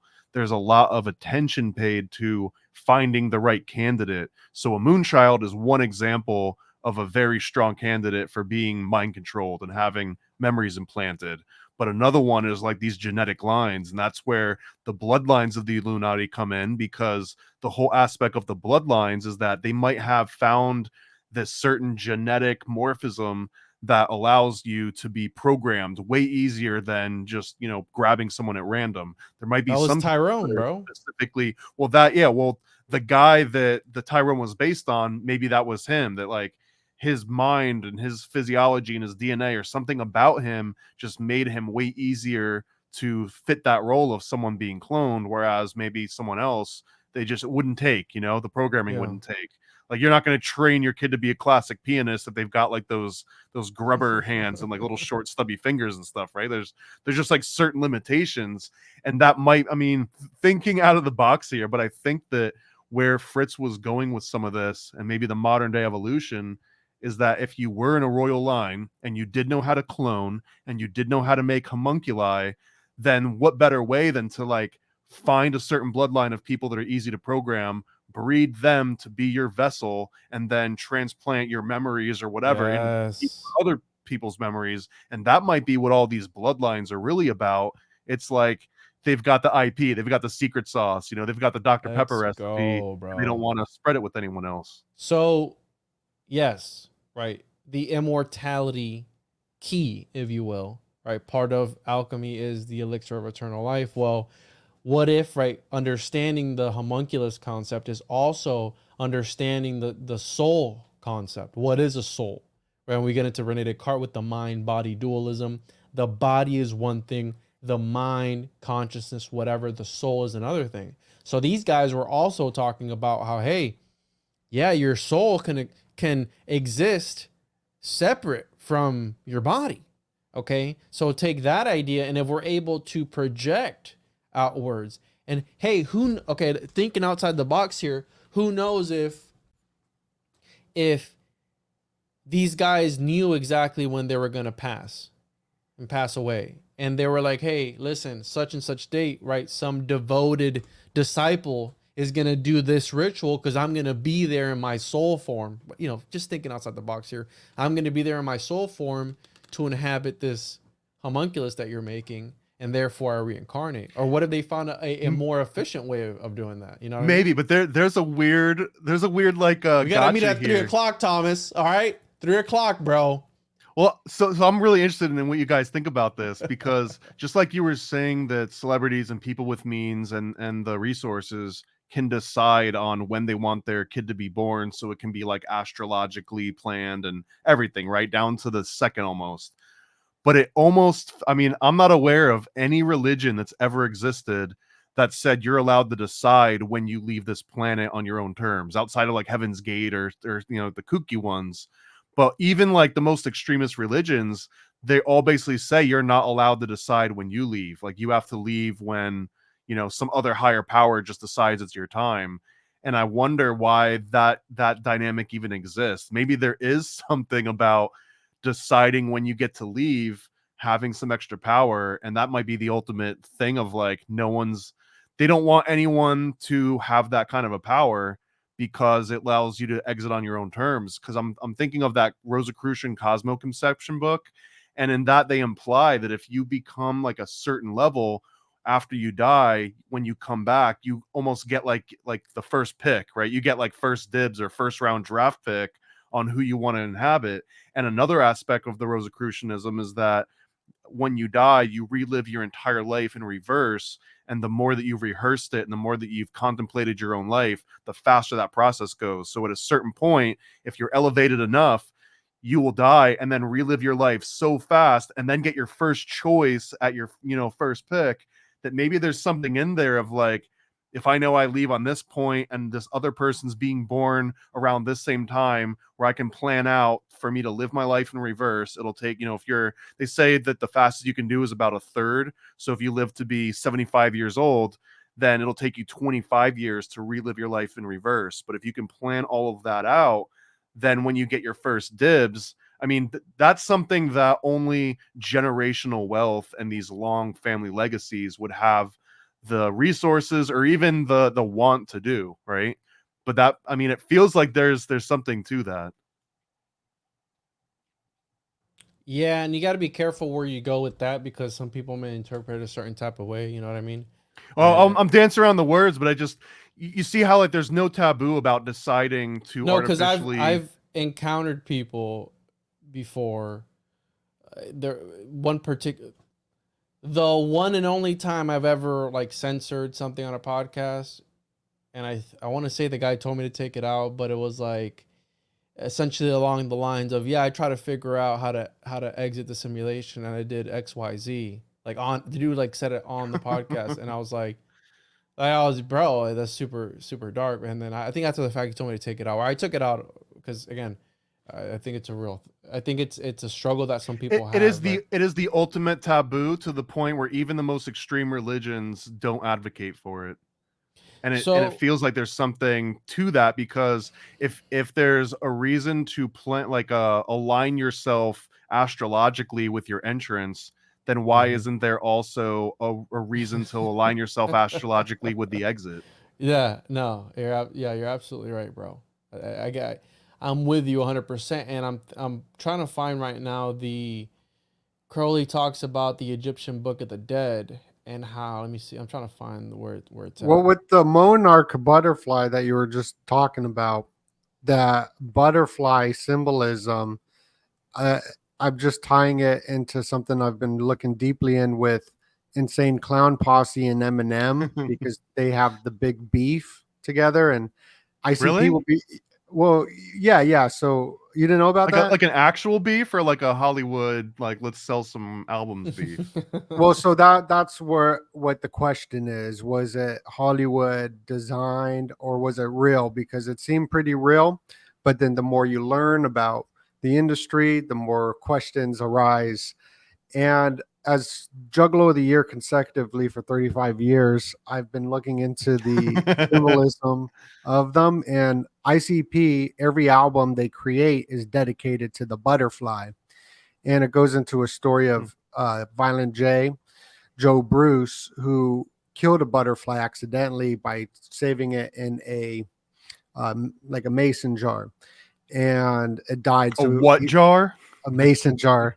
And they are actually performing for Hallowicked on Halloween night in Detroit at the Masonic Temple there. A lot of concerts are played at a Masonic Temple, so I'm not sure if there's a connection there at all. Well, but I can give you some insider knowledge on that I'm allowed, I think, to divulge here, but almost every Masonic temple out there is like falling behind on their rent and arrears, and the money, like legitimately the money for rent has gone up, and the people joining Freemasonry has gone down dramatically. So that's why very often you'll see Masonic temples and meeting halls like repurposed for stuff. It's because they're freaking broke, man. Dang, yes, I was just filming the Jimmy Kimmel show at the Masonic Temple, like filming that in Hollywood Boulevard, which is directly next to the Disney movie theater. In the Disney movie theater, it's the Star of Ishtar. And right in front of it is the Just a Ishtar. coincidence. Yeah, but right in front of the Ishtar symbol is the Ishtar gate, which is a gate. And right underneath that gate is the Hollywood sign. So it's all lined up.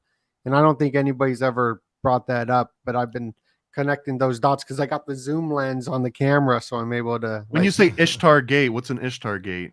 That's the name of the big gate in Hollywood that was dedicated to Ishtar, right there on Hollywood Boulevard. That's what Interesting. it's So called. they named it the Gate. Ishtar Gate. Yes, so that's not it right there, but that's what it's modeled after in Hollywood. This So is the this original gate, one, then.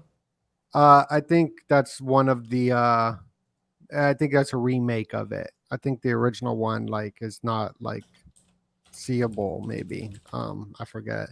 But so This this one? gate, yeah. So this gate right here, this portal in the heck? middle, this arch in the middle. I was filming right here, and in this middle, it's connected right in the middle to the Hollywood sign on one side, and the other side is the Star of Ishtar, where Disney is, their theater. And then right next to the Disney is the Masonic Temple that Jimmy Kimmel is based out of. So I'm the first person I think to connect that. That's all tied in together. Sure, it's this just a coincidence, portal. though. I mean, I'm pretty sure. But what I was trying to get at was that what you were bringing up with Mathers, as Eminem's last name is Mathers. So Samuel Mathers of the Hermetic Golden Dawn had a beef with Aleister Crowley, who was more of the bad boy, right? And Insane Clown Posse, they had this worldwide beef with Eminem and ICP. And they both go into murder rap and occult symbols in their music that goes into the Dark Carnival, or it goes into whatever Eminem wants to talk about. But Eminem is the caterpillar in his Royce the 5'9" song. He came out with this big hit song, The Caterpillar. So he's identifying as a caterpillar. And then Eminem, ICP identifies as the butterfly. So there's that like internal beef, maybe on another level, that's just paying homage to maybe their grandparents.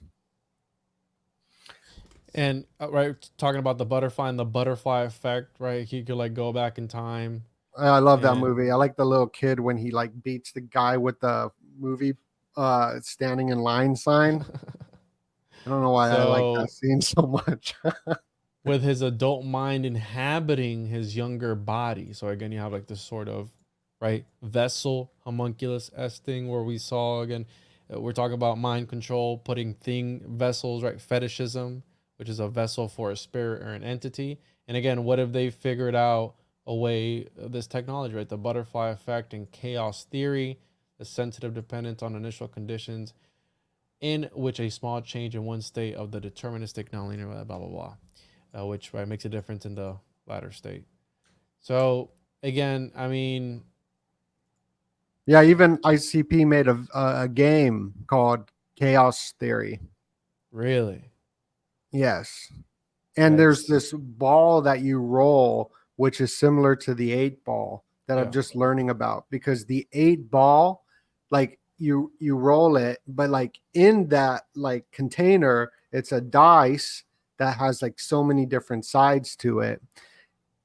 And there's like Dude, it's just a Ouija board, in my opinion. There's really almost no difference between a Ouija board and a magic 8-ball. So Thomas, hold that thought there, because okay, we've brought up to bring this full circle really and close this out.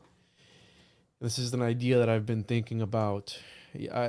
Mark from my family thinks I'm crazy, right? You're talking about the Insane Clown Posse. He put out an episode today on this guy who relates the Nephilim to clowns, and it's a really interesting episode. So anyone I listening, can't wait check- to watch that one. Yeah, Yeah, I'm watching check that that out. tonight. It's really good. And because you're talking about, again, these clowns and all these different things and what they could symbolize. Now, Thomas was talking about perhaps there being this universe or reality in which you're able to tap into kind of sort of at the beginning. And right, I believe that there is. I think that there is an OG metaverse. Now, growing up, I think it's been implanted in our subconscious, this idea of, right, the magic orb, the crystal ball, right? You're able to tell the future, you're able to scry into another dimension. Well, who do we know that these people use their technology that we're doing exactly that? Well, John Dee, Edward Kelly. We have Parsons using Enochian magic. You have Crowley using Enochian magic. Right? You have the two-ball cane 007. We have the idea of these occultists or astrologers being some sort of secret society. But hear me out, Thomas, because I'm just having the two ball Kane 007 thing. yeah, oh yeah, two-ball cane 007. And I've always said that. So the idea that the Mundus Imaginalis, and I've talked about this before, there's a researcher who talked about various types of technology in order to access this Mundus Imaginalis. Now what this Mundus Imaginalis is a world sandwiched in between reality and non-reality. And it's a world that is created by imagination. It's an autonomous world that exists on its own, and you're able to tap into that. Now, one of the technologies in which Angela Voss, she writes about occult and esoteric subjects, she said that scrying is a way of accessing this Mundus Imaginalis, similar to what John Dee and Edward Kelly were doing. Now, what if, right? Because I just did an episode, right? We're talking about the Nephilim. Alchemy, if you follow the lineage, came from the Nephilim, right? And we're talking about what happened with the Nephilim. Well, they started to insert themselves into the daughters of men. The world got populated with all these chimeras and all these things, and then God flooded the world. We had the Great Reset, Noah's Ark, Ham, which I think that Noah was a great alchemist as well. But what if, right? The reason that we see, right, and I'm going to use one of these cryptids or whatever, Dogman, right? This chimera looking thing that there's a lot of reports as of lately. Well, what if we're all collectively scrying all at the same time and bringing certain things into existence by all of us collectively using our technology? Because how many times haven't you heard somebody say, oh, your phone's like a modern day scrying mirror? Well, we're on it all day long, quite literally just zooming around, right? Surfing the internet or the whatever it is. Well, what if we're all collectively bringing things in from this Mundus Imaginalis into existence through the use of our technology, through us scrying, right, on our phones all day long? Well, I think it's that, but again, let's talk about James Cameron. So if you believe that everyone's scrying on their phones and having a shared hallucination, we're talking about Maya. The concept of Maya is where everyone believes the same illusion. That illusion becomes like our shared reality, regardless of how real it is. But again, if you're James Cameron and you're like, okay, so if the entire world are using these scrying devices, and I tell them this is what AI is, here's what Skynet is, here's what a Terminator is, here's what the future is, and then everyone's watching it and sharing it and tweeting it and writing fan fiction to a point, like start the Star Wars universe. I always think, what if like a big meteor hits, we've got a big civilization ending event, and they dig up whatever they can find, just like now, right? Like the amount of things that we have found from antiquity is so small, and we base so much of our assumptions on these tiny little fragments and incomplete pieces. What if someone only discovers like a bunch of Star Wars stuff, and even though it all says like, oh yeah, it's fiction and it was written by this guy, it's like, yeah, but why would they make all of these buildings and statues and people had tattoos of it? Like, this had to be an actual religion, these had to be gods, these had to be real things. And I think that if you're in Hollywood in particular, you can plant that, and it's not predictive programming. It's like, here's what I want the rest of the world to conjure. Like, I, as James Cameron, I'm not a strong enough wizard to conjure this by myself, but if I get 30 million people conjuring it, then it might become a reality.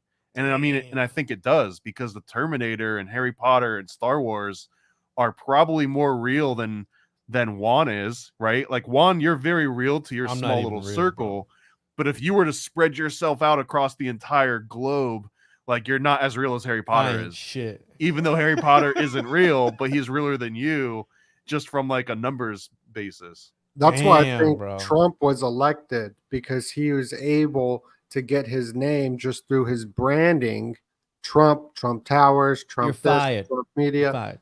right? It's simplifying his entire brand into one sigil, Trump. So everybody in the world knew who he was already, and if they didn't, they did know eventually. But through that process that you're talking about, how that becomes powerful, it's just famous. How much fame can you get, or how much can you be in the spotlight on the mind?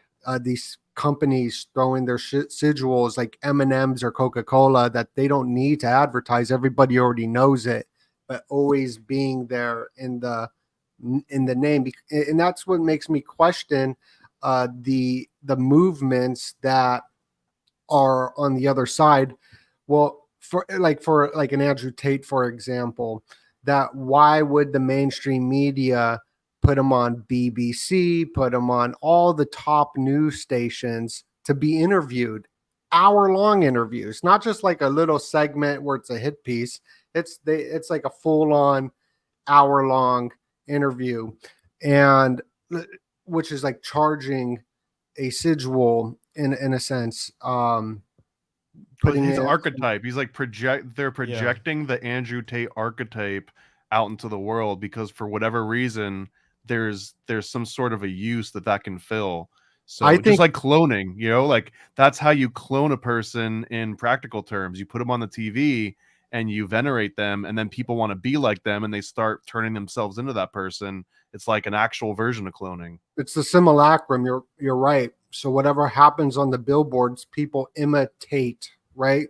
And that, why would they be pushing something that's more conquering energy, more dominating energy, when all the kids are like beta, soft, kind of not, they're very soft right now. So why are they pushing a stronger mentality? And What if it's like, look how weak you are. Let's compare you to like a true alpha, and it's almost like a taunting of like, you're even weaker because I've just demasculated you Your head even is more. not as bald as Thomas, That's Paranoid right. American. You don't have this beard, bro. Yeah. So the Illuminati plans their plans through a century long goals, and it was always aimed for the youth, right? They awarded the young 20-year-olds to be part of the club, so it would continue for a long time. That's what Philo was talking about in that book. So like Andrew Tate is influencing the youth, right? Big time. So what is on the horizon? It seems like it could be preparing them for war, because the people that go to battle are 18-year-olds, right? To like 22, like 18 to 22. That's like that age frame, at least for the Israeli army. That's all I know. I don't really know about the U.S. Army, if that's the cutoff date, but it seems to be universal because you don't believe in death when you're young. You're more willing to take risks and whatnot. Oh yeah. So what are they planning for the future? Because war is the only way, next to a CBDC, that they can reset the debt clock, which will be hidden $33 trillion. So I wonder if they're waiting for the 33, but it's at 32 now. And I find that 32 is also important. But I mean, these are all things that are to be considered. Yeah. And Donut, what you're talking about, right? The emulation, let's not forget that emulating is part of sympathetic magic. So when you emulate something, you start, again, that law of similarity, like attracts like, law of contagion. So by you being exposed to something just one time, like I had somebody email me, and I got a lot of weird emails, but I had somebody email me and they were asking me about the Monroe Institute tapes and if they should do them, and that they were afraid of opening up themselves to something, right, otherworldly or something other. And I'm like, listen, dude, I tried the first one and I was like, hey, I mean, did I feel something? Yeah, it felt weird, but nothing like too crazy. But I told the person, I'm like, you're more susceptible to anything out of any outside influence from the media that you intake and the things you're watching on TV or video games that you're playing on a regular basis versus trying Robert Monroe's, the Institute tapes one time. Yeah, the gateway process. I tried it. I put together a gateway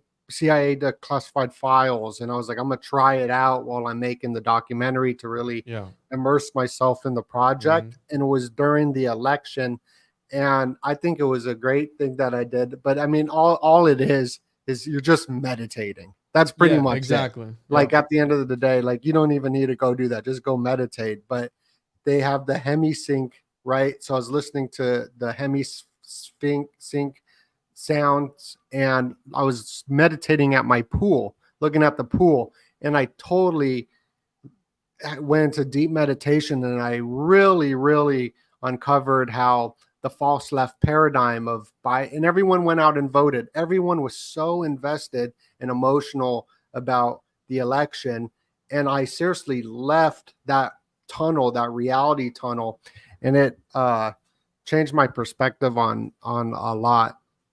Imagine, Donut, if when you're in deep meditation and you get into like this deep thought and you're able to transcend through the other side. What if, when you come out on the other side, you're just inside of Thomas's bald ass head, just looking at the world from the inside of his head out, bro. Like, Being what if John that's Malkovich. Homunculus? That's the homunculus theory.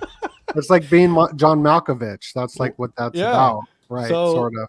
And what he's if bald, right? What if that's the John answer to Malkovich? everything? He is, yeah. Jeez, I don't know. It's a sign of just having extra testosterone. So technically, it's like the most alpha thing you can do. Yeah, there's a lot of signs for testosterone. I'm gonna stop there, but there's a lot of different things too. Hell yeah, brother. So, anything else you boys want to add? I mean, I think we're at the over the 2-hour mark here.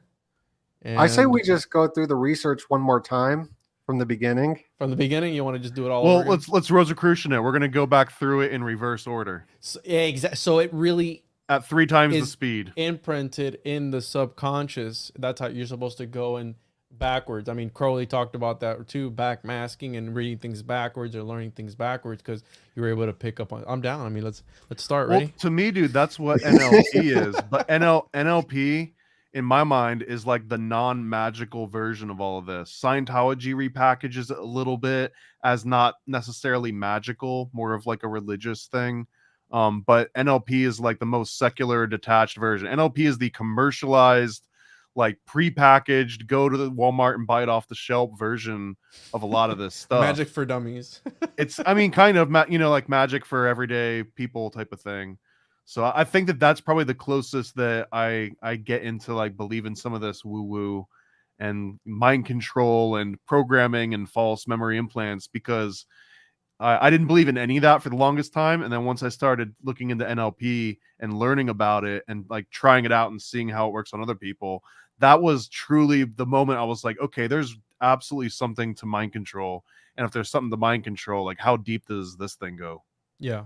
And I think, again, back to this movie, people should really check it out. It obviously has a woke agenda around it, but it put out a lot of stuff that I was like picking up on. I'm like, damn.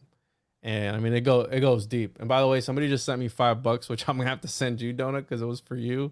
But they said, Donut, I sent you a message on Patreon about Travis Scott Utopia and the eclipse that's happening in Utopia, Texas. I just found out he's setting up a huge totem here too. So okay, I'll respond to that. Yeah, that's cool. Thank you so much. Yeah, thank you to Wendy Hill House. If you're throwing out money, bro, check out the Paranoid American Patreon. The more Patreons that sign up, the more pamphlets we're gonna start Dude, honestly, I'm not even kidding about this, but since I started doing more videos and shouting the Patreon out, I'm up to like 8 subscribers.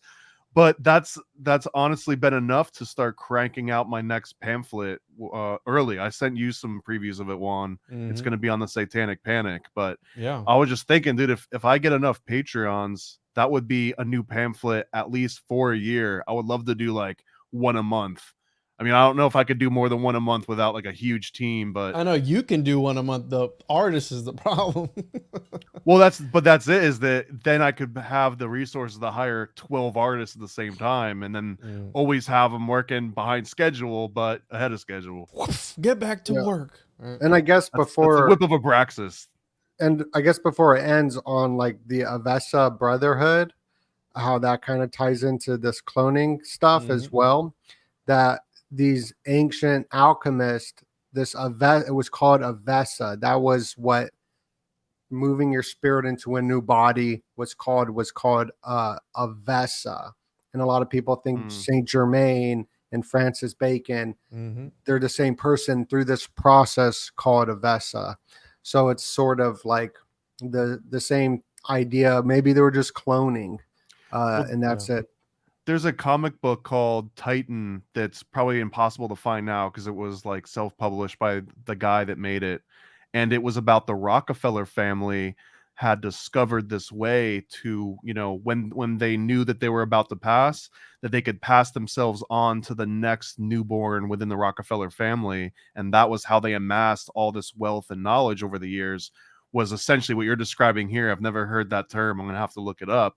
But if Avesa was real and you had a way to control it and intentionally plan towards it, that might be the realist version of immortality that could reach back to antiquity. And if there were a way to do that, you wouldn't want to give that secret out. That would be like Marty McFly giving out the sports almanac to everybody, right? Like only one person can have that sports almanac for it to really What if that's a nod to that, bro? Again, they're speaking in symbols. What if that's a nod to this other technology? Like, yo, the Back to the Future? Yeah, like I mean, dude, Hollywood, the Ishtar Gate. I mean, at this point, like I'm open to it all. I'm less of a skeptic when it comes to Hollywood, because Hollywood really does feel the closest thing we've got to real magic right now. And Hollywood wouldn't be what it is without Aleister Crowley.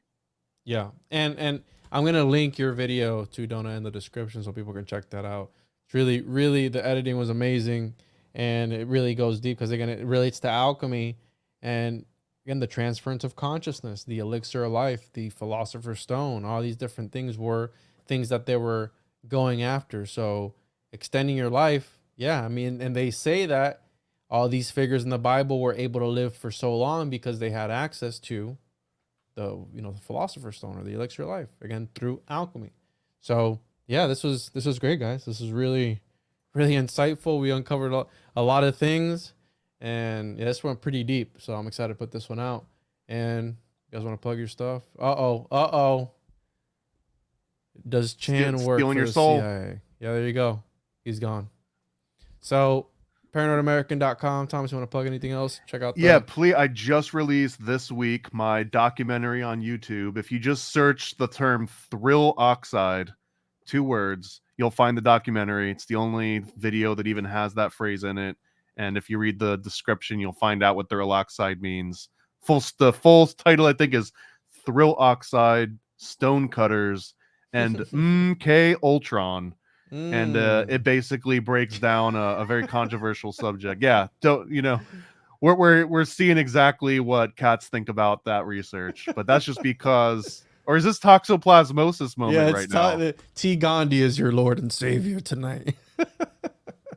I just got a dose for free. That was dope. Yeah. Thank you. Nice. Yeah, ParanoidAmerican.com, Paranoid American on YouTube. And if you got extra cash and you want to see cool stuff, for example, we talked about Moonchild for how long? Bam. What's that? Is that Moonchild and Aleister Crowley in a whole illustrated description of everything we just talked about in this Homunculus Owner's Manual, ParanoidAmerican.com. Awesome. Donut. Yeah, you can find me at doe-nut.com. Got that donut right there. On my Patreon, I'll be releasing the Hollyweird edition, going through a bunch of symbols and documented Hollywood, which will come out eventually. And yeah, you can find me there. Do the face. Look at Chan, bro. He's just TJ. He goes to Scientology. That's he's watching us right now.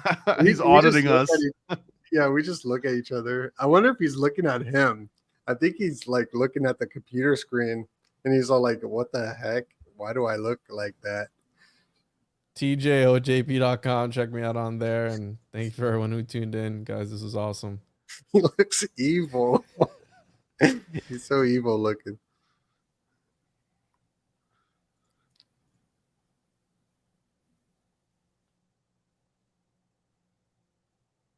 Oh, it's still going.